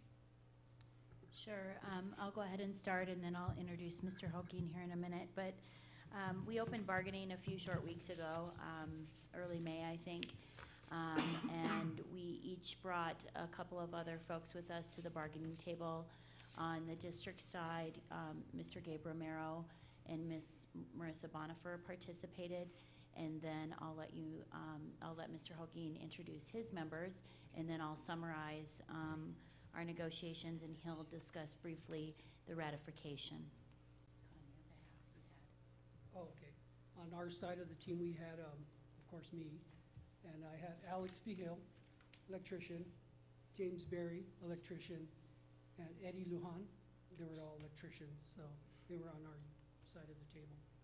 So we had several productive meetings, and we worked with Mr. Richard Halford to look primarily at compensation. We negotiated the entire CBA a couple of years ago, so it was not up for renewal, and we didn't have any language issues at this time. The agreement is working well for the district and for the association. So in the areas of compensation, our primary goal was to continue past work, and that's to be striving towards retention and recruitment, which can be challenging in our workforce because we are competing in many ways with private business owners, it's particularly in the trades and licensed and certified areas. But this union does cover our employees from custodians all the way through our certified staff in the maintenance department. So our final negotiated agreement was reflective of our mutual goals to compensate employees across the board with a minimum pay raise of 2.5% for all staff represented. There is an increase in some areas that is greater than 2.5%, and this is primarily a reflection of our minimum wage rates. We have a large employee group represented here who are custodians, and they're affected by the minimum wage increase every spring through the city ordinance. And then we also have over the years, we've had some compaction across the pay table because the minimum wage has continued to rise, and our other certified and licensed groups haven't continued to go up as quickly. And so there was an increase greater for some staff, but no less than 2.5%. This will have an operational impact of $36,789 annually. And we worked with Mr. Halford to make sure that that was within reason. We also have an agreement with the union that when we lose custodians, who will maybe lose one district employed custodian this coming year and a half to retirement, that will replace them through a contract service, which is paid with mill levy rather than operational. And for the maintenance side of the shop, which is paid for through HB 33 mill levy, the increases will be $53,875. There's approximately 65 employees represented in the pay table increases. And Mr. Holguin can talk to you about the ratification and his membership vote on Friday of last week. Okay, so we had a ratification meeting on Friday, the 15th, and explained everything to everybody about no less than a 2.5%. and everybody was on board with it, and it was voted yes all the way around. So we're good. Terrific. Thank you, David. Thank you. Does the board have any questions that weren't previously answered in exec session for either Mr. Holguin or Ms. Yonda Wagner? Mr. President, I just have a couple of comments. Sure. Mr. Holguin, right? Holguin? Sometimes whenever you walk into a building, whether it's actually an airport or the state capitol or a school district, I think sometimes I realize that every single position in the school district is very important to the education of our kids.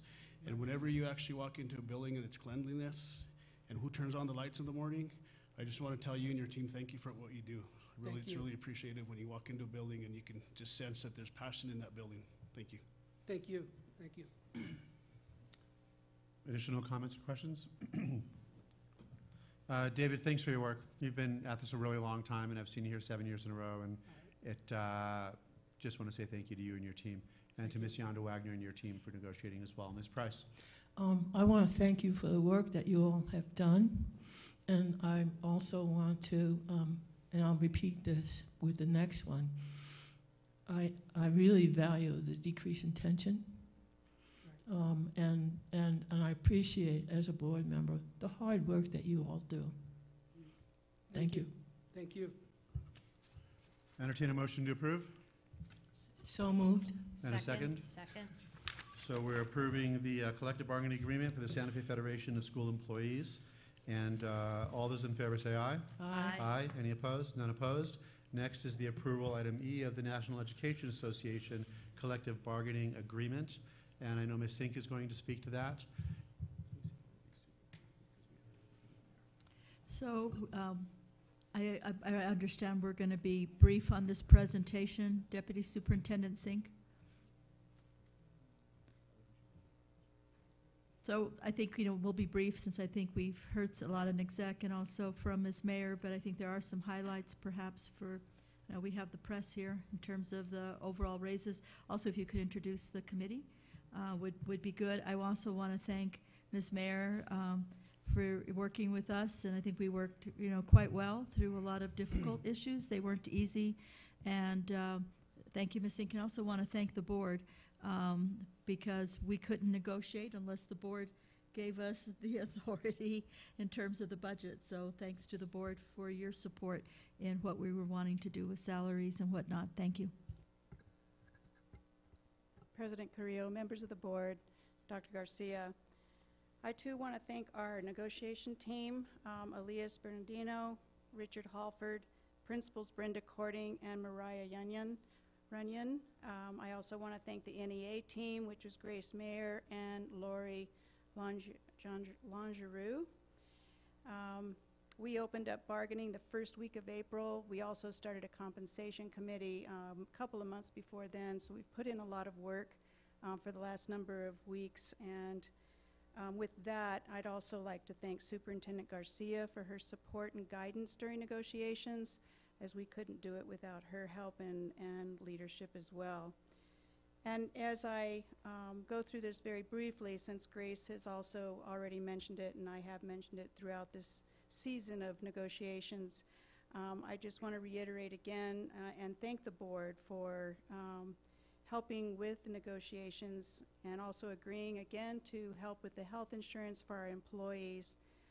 Not only in helping to look at how we can look at teachers and counselors and nurses and all of the employees of our school district in the minimum wage increase, but that you agreed to exceed that minimum.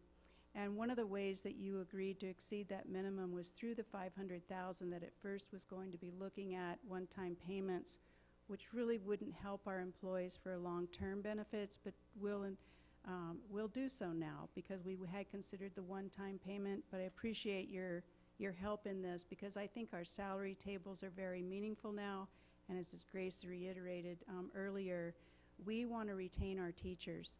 And teachers are not paid where we all believe they should be paid, but we're showing, I think, due diligence and faith that we want them to keep getting these pay raises whenever absolutely possible. As we mentioned before, the average pay raise was 4.8%. That is, I think, very respectable, and I really do appreciate your help in that. And then all of our secretaries, paraprofessionals, bus assistants, nutrition, and mechanics, all now at least the $12 per hour, is again respectable. I feel like we still have a lot of work to go, but it gives us a good baseline to begin. So with that being said, unless there's anything else that I can answer, I stand for questions. I don't know if you have anything else, Grace. We did ratify. Ms. Price and Ms. Noble? I want to thank you all for the hard work you did, especially on the stipends.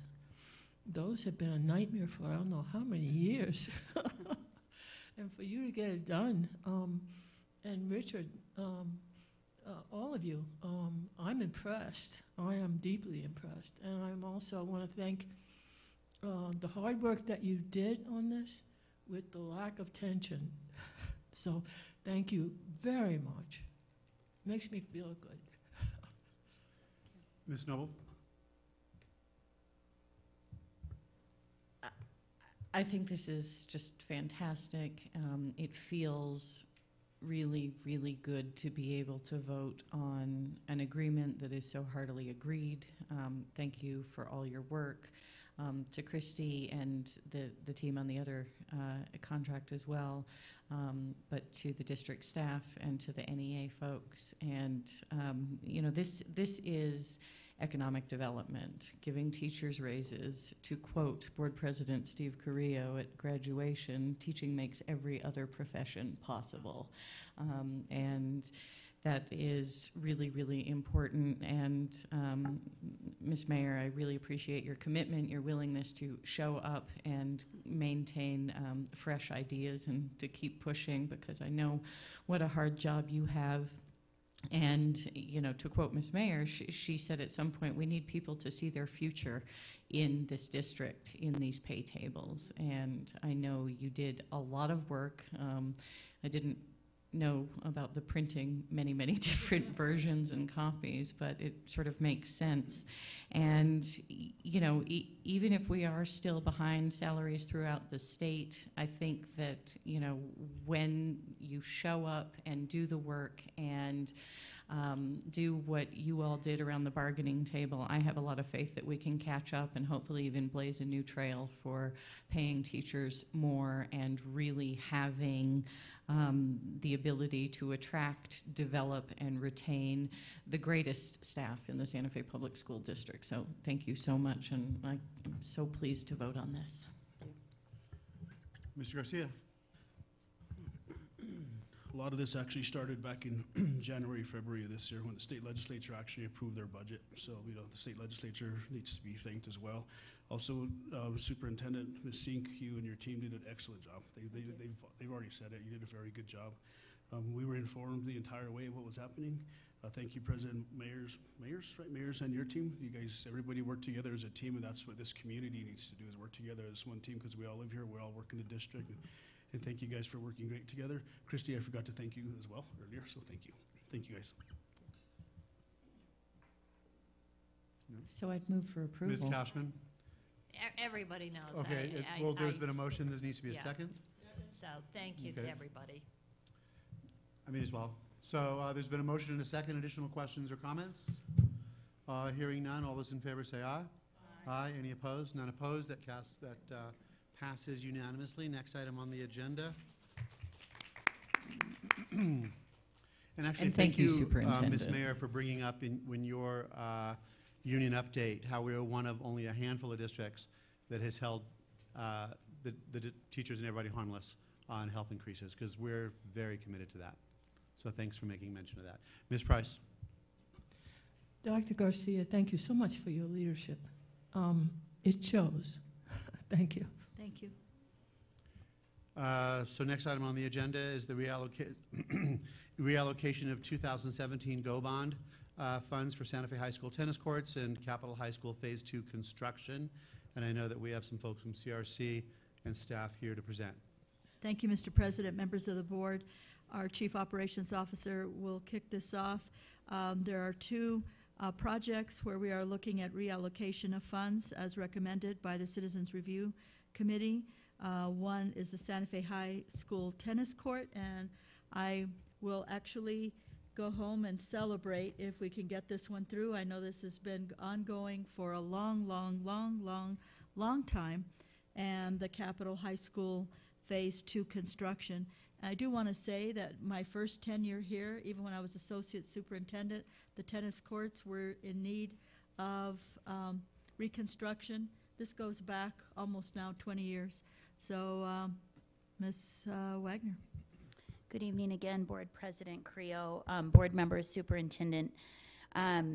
We have 2 action items, as Superintendent Garcia discussed. What we're doing this time of year, and particularly in the 2017 bond cycle, is we're continuing to work through prioritized projects and advance their design and assign a new probable cost estimate to advanced designs to improve or increase the likelihood of their budgets being adequate. And the reason we're bringing 2 items to you this evening, the tennis courts in Capitol High Phase 2, is that we are then recessed for the summer, and we want both of these projects to continue to advance in their design. So I'm going to briefly allow Mr. Romero to summarize for you the Santa Fe High School tennis court project. I know you have some backup material in your packet.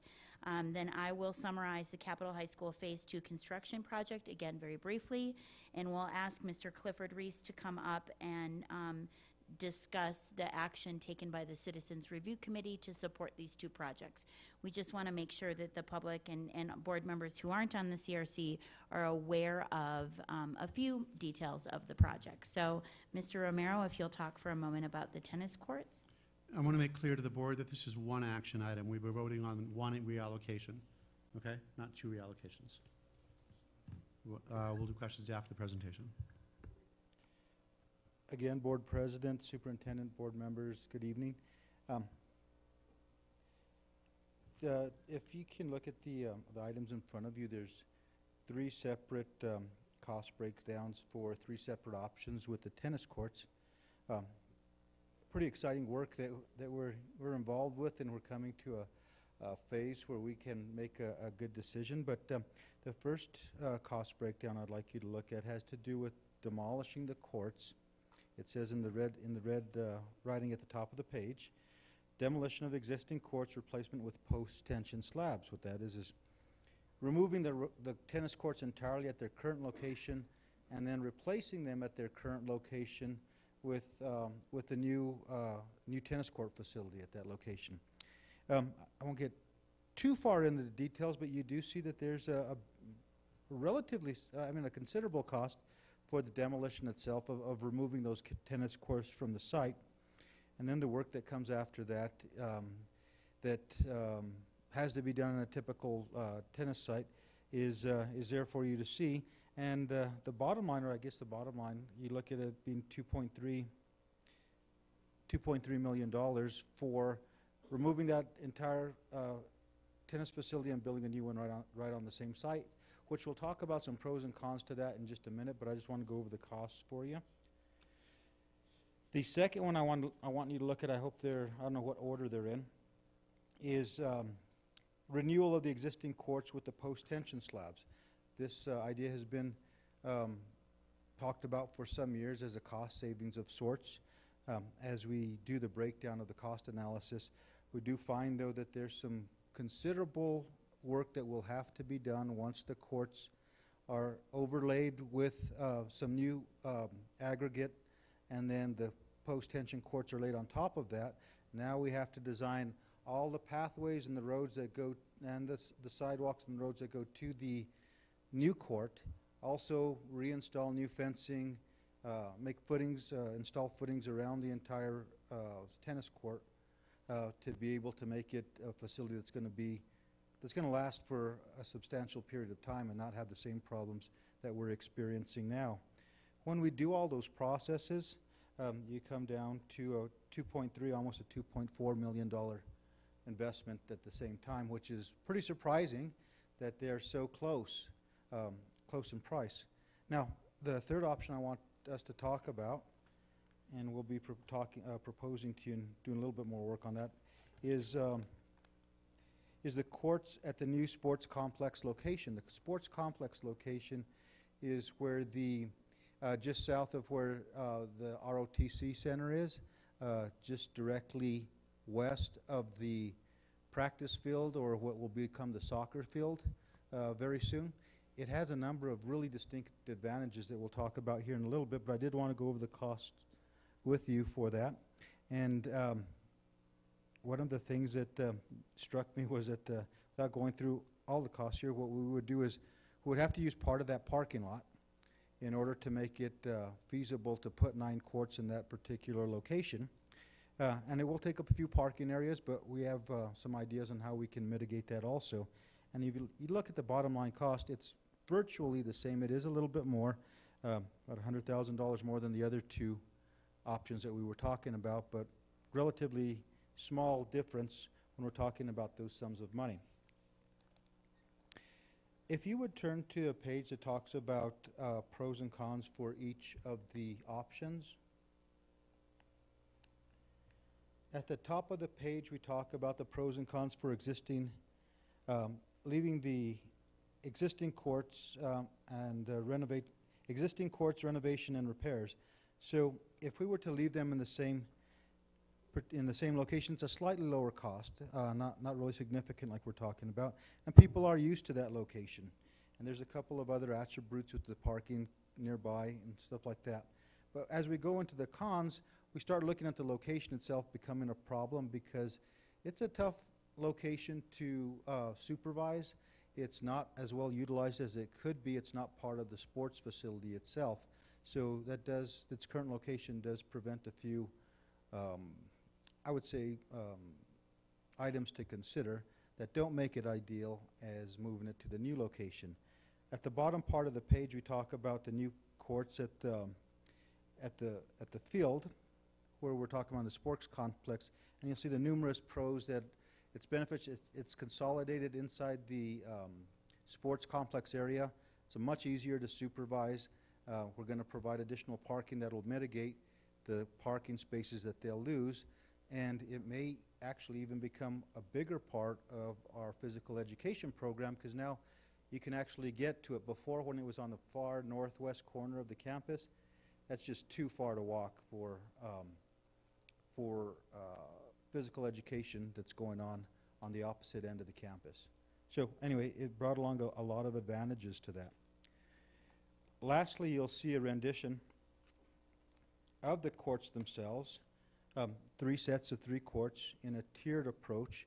We were asked by the CRC to look and study what it might look like and how it might work for us to be able to do that on a single level. So we are working with our architects to see the advantages to that and how that compares to what we've come up so far. So anyway, I think it's a beautiful rendering. I think everyone's had a chance to look at that, and I think it puts the tennis courts in the right location for the right reasons to be able to provide a very professional tennis court complex for our students. So Board President Creo, Board Members, Superintendent Garcia, the implications for the tennis court design recommended by staff will require an increase to the athletic line item in the 2017 general obligation bond. That's what we asked of the CRC, a $434,594 increase. And the reason that we're recommending we increase the athletic budget is we have plans for the remaining $2 million. You know, the whole district has facility needs, and we are in the process of master planning and designing an athletic complex, a field replacement for Capitol High School. We're anticipating needing the other $2 million of the $4 million under athletics for that athletic complex at Capitol High School. So we recommend right away taking money from contingency to supplement the Santa Fe tennis court project budget with that $434,000. Additionally, tonight we're asking via the Citizens Review Committee to increase the budget for Capitol High School Phase 2 There's a presentation in your packet that I won't go through in detail, but the summary, the high-level summary of this project is it's a prioritized project of the 2017 bond.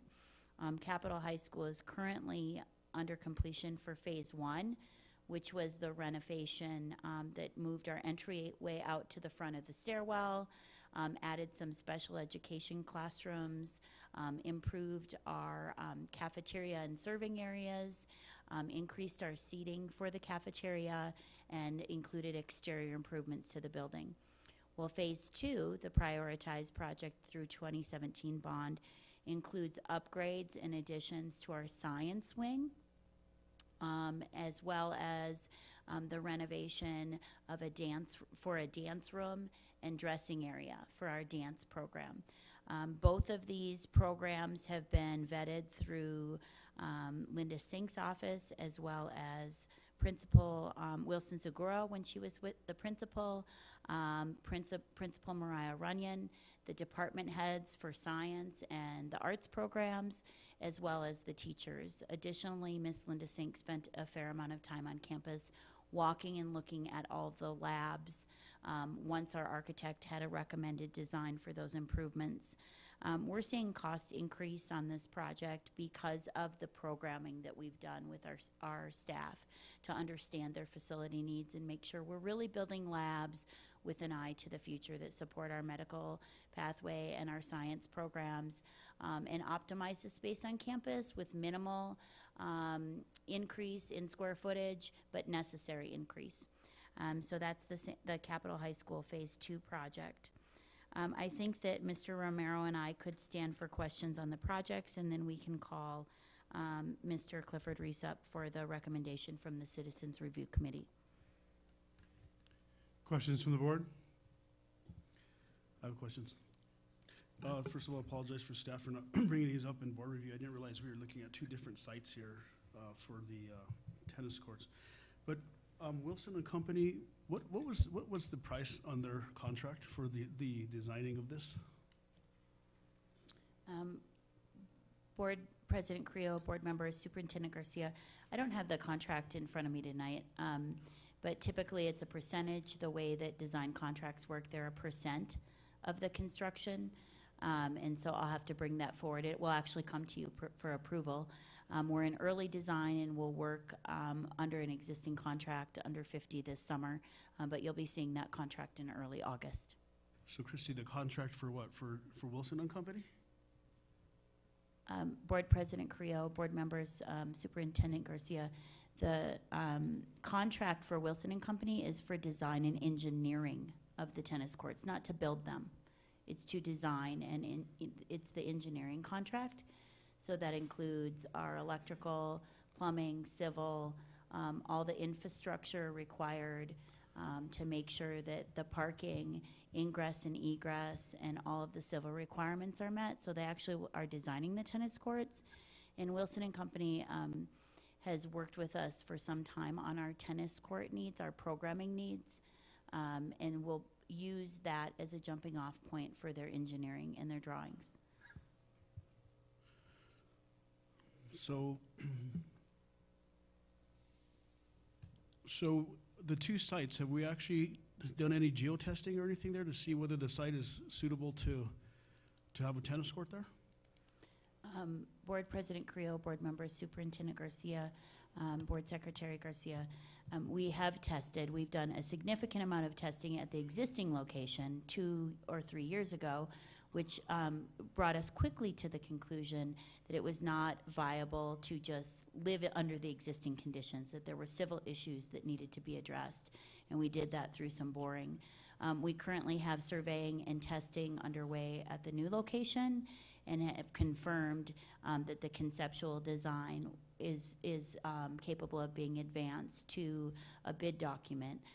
So we're through the majority of our feasibility, and we'll get through design in early fall so that we can bid the project early enough in the year to complete the tennis court installation for the 2019 season.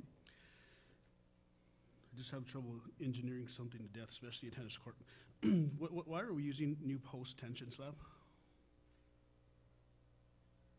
Board President Carrillo, Board Members Superintendent Garcia, and Board Secretary Garcia, there's different methodologies for tennis courts. So, you know, you can use concrete and asphalt and post-tension, and I'm really oversimplifying this.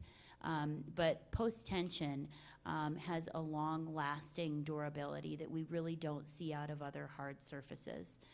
So the overlay is intended not to bear the burden of shifts. I mean, we're designing this project to not have the engineering and the civil issues that our current location has. However, for something to stand the test of time, we want to use the highest quality product possible.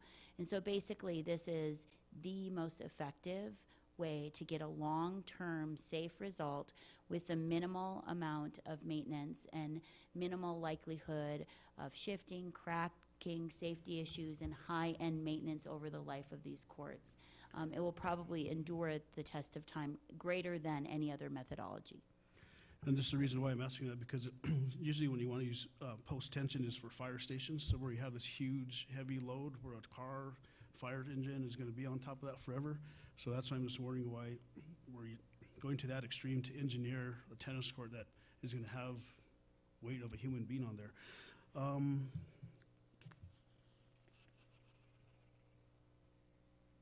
Just really quick on Capitol High School. So we're actually, there is money set aside for Capitol High School's athletic field?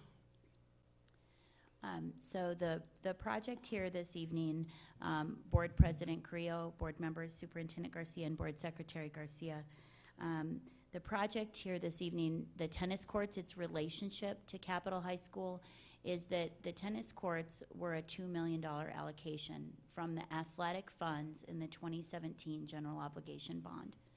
We also have prioritized through 2013 and 2017 funds replacement of, at a minimum, the practice grass field at Capitol High School. We are striving to replace, to what level I'm not sure yet, but the baseball and softball grass fields through a multi-complex design solution. So we really want to retain that $2 million balance in the athletic allocation so that we can advance the design for Capitol High School and realize significant improvements of their athletic facilities on the exterior. So the $2 million allocation is a set aside from 2017 for Capitol High School. The design solution is underway, so I don't have a project to present. And then just really quick on the Capitol Science Lab Rooms addition. Was that part of the overall, or is that a change order, or is that an addition to the project? So Board President Carrillo, Board Members Superintendent Garcia, and Board Secretary Garcia, the Phase 2 project was funded separately through the 2017 bond. So we had a 2013 project, which is now nearing project completion, will go into closeout. Phase 2 is in early conceptual design. We did programming for well over a year, honestly. So it's an early conceptual design. We provided you with the floor plan. But the action tonight will allow our architect to continue their design for Phase 2. It will not be a change order because Phase 1 is nearing completion and Phase 1 is barely being drawn. So there will be a lag. And that actually works well for the site because they prefer not to be under construction for another school year and have this design work underway during the school year, likely going out to bid hopefully next spring, early summer, and going under construction for the science wing sometime the following year. So we will have a different contractor for Phase 2. Well, obviously, it's the lowest qualified contractor. So they do have the right to bid it. So it's not automatically going to be a change order and we're hiring the exact same contractor, correct? That is correct. Thank you. Next, additional questions? Just really quick, Mr. Cliff, if you could just question the engineer, Wilson and Company, about that post-tension slab on the tennis courts. I realize that post-tension slab is going to outlast all of us, but there is PSI that you can put in concrete to make that concrete very, very hard, right?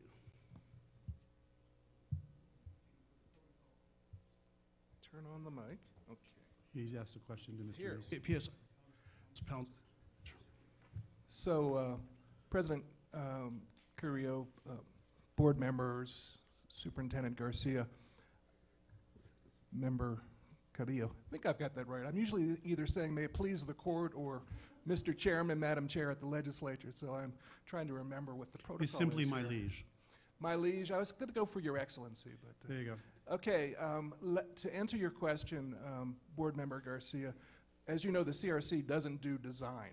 We look at the proposed design and ask questions. Some of us are, as you know, much more knowledgeable about design than others. I'm one of those who is not knowledgeable because my background is in public health law, and I'm a parent of 2 students who either have attended or are attending Santa Fe Public Schools. So I ask the citizen questions. I'm the Citizen and Citizen Review Committee. So I really can't answer your question. I would defer to the engineers. You know, we had a very broad discussion, if I could just move into what I was going to say, on the 2 actions that we took. As you know, we had very spirited discussions on the CRC, some technical questions, some broader questions, including questions about how would the old tennis courts be used if, in fact, the new tennis courts were approved and built. And I learned more about pickleball than I've ever imagined I could learn as one possible alternative, at least on the Santa Fe High School tennis court proposal. But as you know, our more engineering-minded members ask questions about the design, about the levels, as Mr. Romero mentioned, and so there's more work to be done. For me, as a citizen member, what was the reason that I voted for this was, one, that there was a very, very small difference in the 2 amounts. What the CRC proposed was to, and let me get into this, was to accept the staff recommendation to use $434,594 from the contingency line item, reallocate it to the Santa Fe High School project. This was passed unanimously to build the new tennis courts. The reasons that I remember using to vote for it, one was the very small difference in the amounts, 2, that it made sense to move the tennis courts to the athletic complex where the other athletics are taking place, that there was a possible reuse, a positive reuse of the old courts, and that it made sense to build the new courts on what I understand is now parking, which would reduce the parking at Santa Fe High, but maybe that would encourage people to find alternate ways to get to school. So that's on the Santa Fe High, and I hope that answers your question, Board Member Garcia.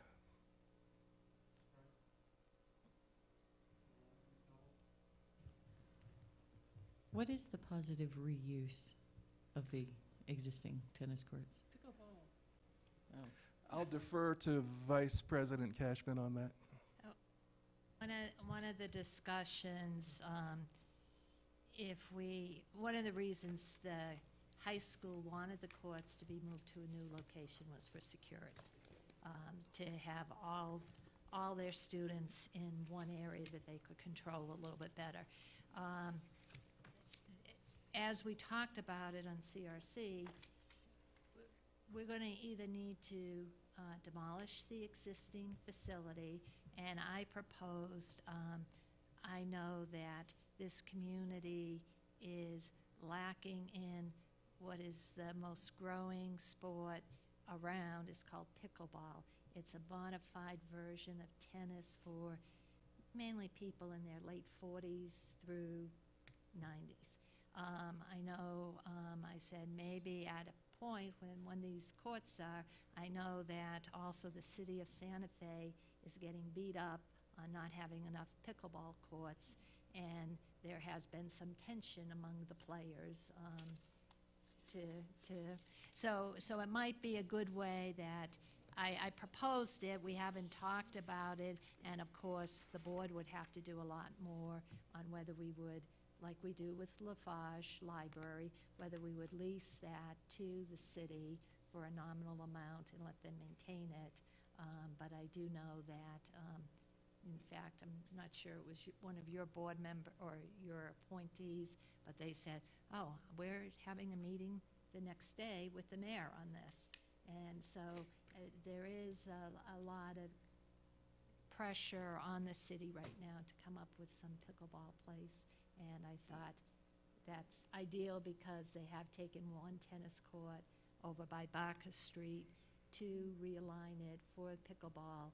And then in the Chavez Center, they take away some of the basketball courts so people can play pickleball. And so that's attention because they need the basketball courts. So that's just a proposal, nothing at the board, but it might be a positive proposal when we get to that phase, something that would benefit the high school, gets the security that they're desiring, and maybe the city gets a resource that they didn't expect. First, I'm going to make a motion to go ahead and approve the reallocation that was asked for this evening. Is there a second? I'll second it. And then Ms. Price? Now, if we lease it to the city, they'll be responsible for the security, correct? Okay, thank you. But we haven't. But we're not talking about No, pickleball. no, I'm just, That's just something I proposed. no, I'm just saying, Yeah, we're not. I don't want to Okay. be responsible for 4-year-olds No. misbehaving. Additional questions or concerns about the reallocation for Mr. Reese? Or 90-year-olds playing pickleball, they're getting irate with each other. Additional questions or concerns for Mr. Reese? There's been a motion and a second. All those in favor, say aye. Aye. Opposed? None. So that passes unanimously. Excuse me? Yeah. I think we should name this the Maureen Cashman Sports Complex. It's a nice Well, thought, but we can't do that. I know, because he's Right. living. I would have to die between We would them. rather have her alive and kicking Yeah. than have But- something named for her. But I would like to thank the board and the CRC and everybody that's been involved to finally fixing this tennis court. It will make a big difference. The other day I went by and I saw a lot of kids, I think they were first served kids, using the courts. So thank you for your support on this one. Terrific. And That- Mr. President, if I could just add, on course. behalf of our CRC Board President, Jody Wheeler, I'm speaking on her behalf tonight. She's out of town, and so I was asked to speak on her behalf. And thank you very much for allowing me to present. Thanks, Clifford, for coming to speak to us. Appreciate it. Next item on the menu is board discussion. There's a couple items that I'd placed there. Let's try to whiz through these. Equity Task Force. I put this here because, and actually, the Mr. superintendent President? and I talked about this. What? I think we need to act on capital. No, it was one motion. Oh, it was one allocation. motion? Oh. Yeah. So the reason I put this on here is because we heard from so many people over the course of the last 8 weeks around the issue of E.J. Chaparral and Nava. The equity issue just kept coming up over and over and over and over again. And I don't, and to the extent, well, I've been on this board a really long time, and we tried to do an equity task force at one time, and things didn't go forward. Dr. Garcia said there's been one in place.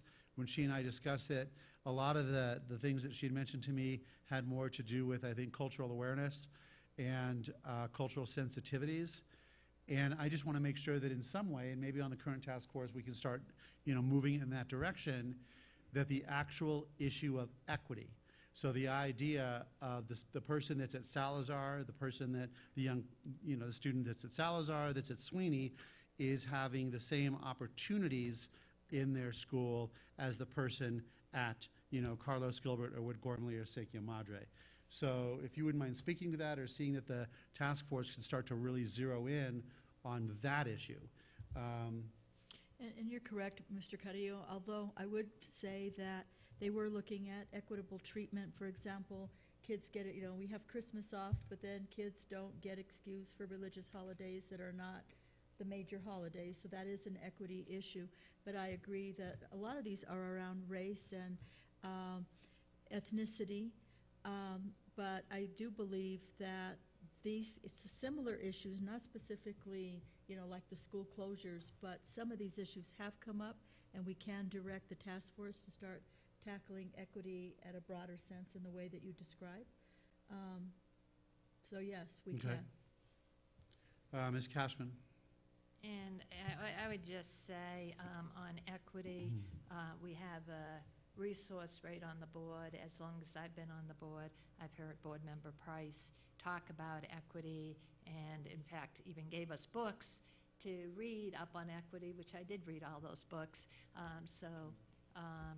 I think, she would be a good resource if, she's been here for the district for a long time and knows a lot about it. Ms. Price? I sat on the original equity task force, and I didn't feel that there were several issues, and I didn't feel a sense of commitment from that superintendent, and so I stepped down. So, thank you. Okay, so thank you for looking at that. The next item I put here was, and it came to me because a parent wrote to me and said that she knows someone whose kid basically went to a doctor who signed off. No, she was saying somebody told her their child was allowed to not have an immunization for conscientious objector reasons, and I said we don't allow that in New Mexico. So I just wanted to make sure that we're continuing with our vigilance on making sure that for children to begin school on the first day, they got to have these records in order, or they're not going to be there the first day. So I totally understand where the board is on that. I wanted to check with Ms. Sullivan. I don't think we can exceed state statute in terms of being allowed to be in school. They do have a window of time to bring those documents. I know that Ms. O'Brien and Ms. Hett dog that. The letters go out at the right time, and we have, I think, maybe have had a couple of disenrollments. But do you want to comment on that in terms of whether we can, I don't know that we can require on first day? There's a state statute in the health and safety law that provides for 3 exemptions, and we can't override those. And those 3 are for a medical condition or a religious affiliation or religious beliefs that conflict with the receipt of a vaccine. Right, and we talked about those 2 in board review. So religious and medical. Okay, but I think that the board policy, as I remember it, because we jumped on this afterward and the rest of the state seemed to follow, was no immunizations, no school. So I don't understand where that conflicts with state policy. Do you want to comment on that? There is, I think there's a regulation based on state policy from the Department of Public Health. And if you don't know it, I can get that information. But Sue O'Brien and I have reviewed that. So I think this came up last year. And it is. But we can't not admit them on the first day with that they don't have it. They have a period of time to provide it by statute and regulation. Can you bring that as a superintendent follow-up and update for the next meeting? Great. Yeah, we always do. Thank you. Ms. Cashman? And, I would just say to the public that's watching, I mean, I understand that some people choose for various reasons not to immunize their children, but immunizations are very important right now, and I've seen a lot of advertisement on TV for bacterial meningitis that can infect other kids, and that can be within 24 hours, they can die. I know my daughter was exposed to it at college, and they had everybody go and get tested, but she was lucky because she had been immunized. So just for our parents and everything, it's a good thing to go to your primary care or health providers and just look and make sure you understand all the risks. Well, it's not, the risk to other kids. Because you seem to care about your own for some reason, but not all the other kids in the district. Any comments? Any more comments on that? Yes, Ms. Price. I just want to follow up on your comment. I think there was only one other district that had a better percentage of immunizations than we had when we decided to really go after this. So I think we've been very, very good at this. Would agree. Thank you. Next item, a thing I had on here was student board members. If you can just give us an update in the next meeting. I'd like them to come out running, in August and September, certainly by the first meeting in September. We have the names. Great. They've already been selected. Capitol High School, Mercedes Torres, and Santa Fe High School, she's a Harvey junior? McGinnis. They are both juniors, is my Terrific. understanding. Correct, Mr. Gephardt? Great, perfect, thank you very much And for I that. have a question Yes, about, ma'am. about that. When I was board president, I talked to a number of people about students on the board, and I would like it to be more than just what's happening at this school. I think Jeff has expanded the curricula, if you will, for them to be able to get their credit. Expanding the curriculum and having it happen are not necessarily the same thing. And I agree with you completely. I don't care about prom. We care about what's going on in relation to what we're doing, the work. Did you guys get that? Great. So the next item that I had on here was, and this is because I had read this in our school board journal, is that there were only 4 states, and I didn't bring the sheet with me, but there were 4 states, only 4 in the United States, where the curriculum and the diploma were aligned with the state universities that kids would be applying to. And I just want to make sure that the kids graduating from Santa Fe Public Schools, just running through their basic program to get their diploma, that they are going to have what they need for our state universities and schools. So we will check on that, and Mr. Carrillo and I, President Carrillo and I spoke about it, and I was a little bit puzzled unless the public ed department changed something, because I know that we aligned the requirements for the Division I university, which was University of New Mexico, and if you could meet that, you could meet all state. And we worked for that alignment, so unless that got changed by PED, we did. So I'll go back and look, but I have no idea why they would have said New Mexico did not do that, but we'll follow up on it. And okay, great, for the next meeting. Did you say Mr. Garcia? Yeah? Oh, great. All right, so that's all I have for board discussion. Anybody else have anything for board discussion tonight? Ms. Cashman? Since we're talking about graduation requirements, I noticed today, I think it was either in Education Week, but some of the schools are doing away with AP courses because they don't feel that they are preparing the kids from college. So it was just a little blurb, but maybe that's something.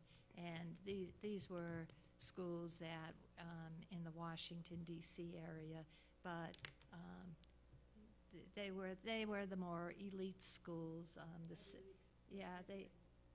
And so we might want to be thinking about that. I try to encourage kids to do dual credit because that seems to be more acceptable and it saves them a lot of money, and especially because Santa Fe Community College has a lot of great dual credit courses over there. But maybe something, if you're looking at that, we may want to look at, is AP the right way to continue to go? Any other items to put on board discussion for the next meeting or anything else? Okay, the next item is advanced planning. You'll notice that on the schedule, we still have the study session scheduled for the 26th. The staff doesn't have anything to bring to us. I'd like to keep that there as a placeholder.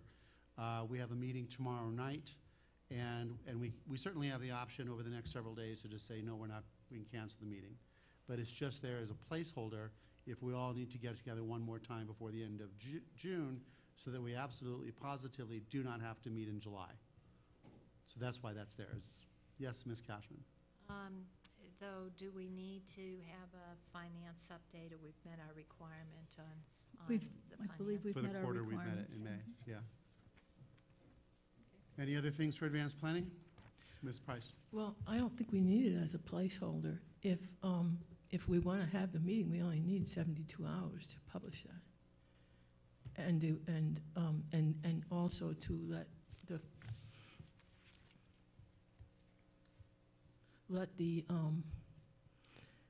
cabinet know in advance. So I'm not necessarily in favor. I don't believe in meeting to meet. No, I wouldn't want to meet either. It's just because it's already on the schedule. It's easy enough to take off. Well, that's why I said we can take it off if we need to. I'm saying I think we need to. Okay.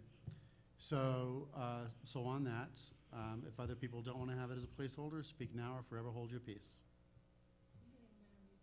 So I suppose. So what do you,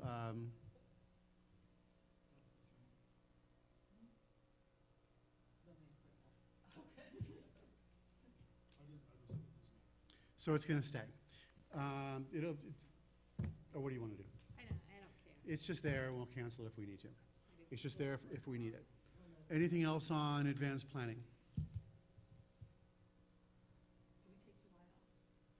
The idea is to take all of July off, to not answer our district phones for July. So, anything else on advanced planning? Except for summer school Constituent calls. graduation and things like that, okay? Right. Is the 27th, next week, 27th. All right, we're good? We're adjourned.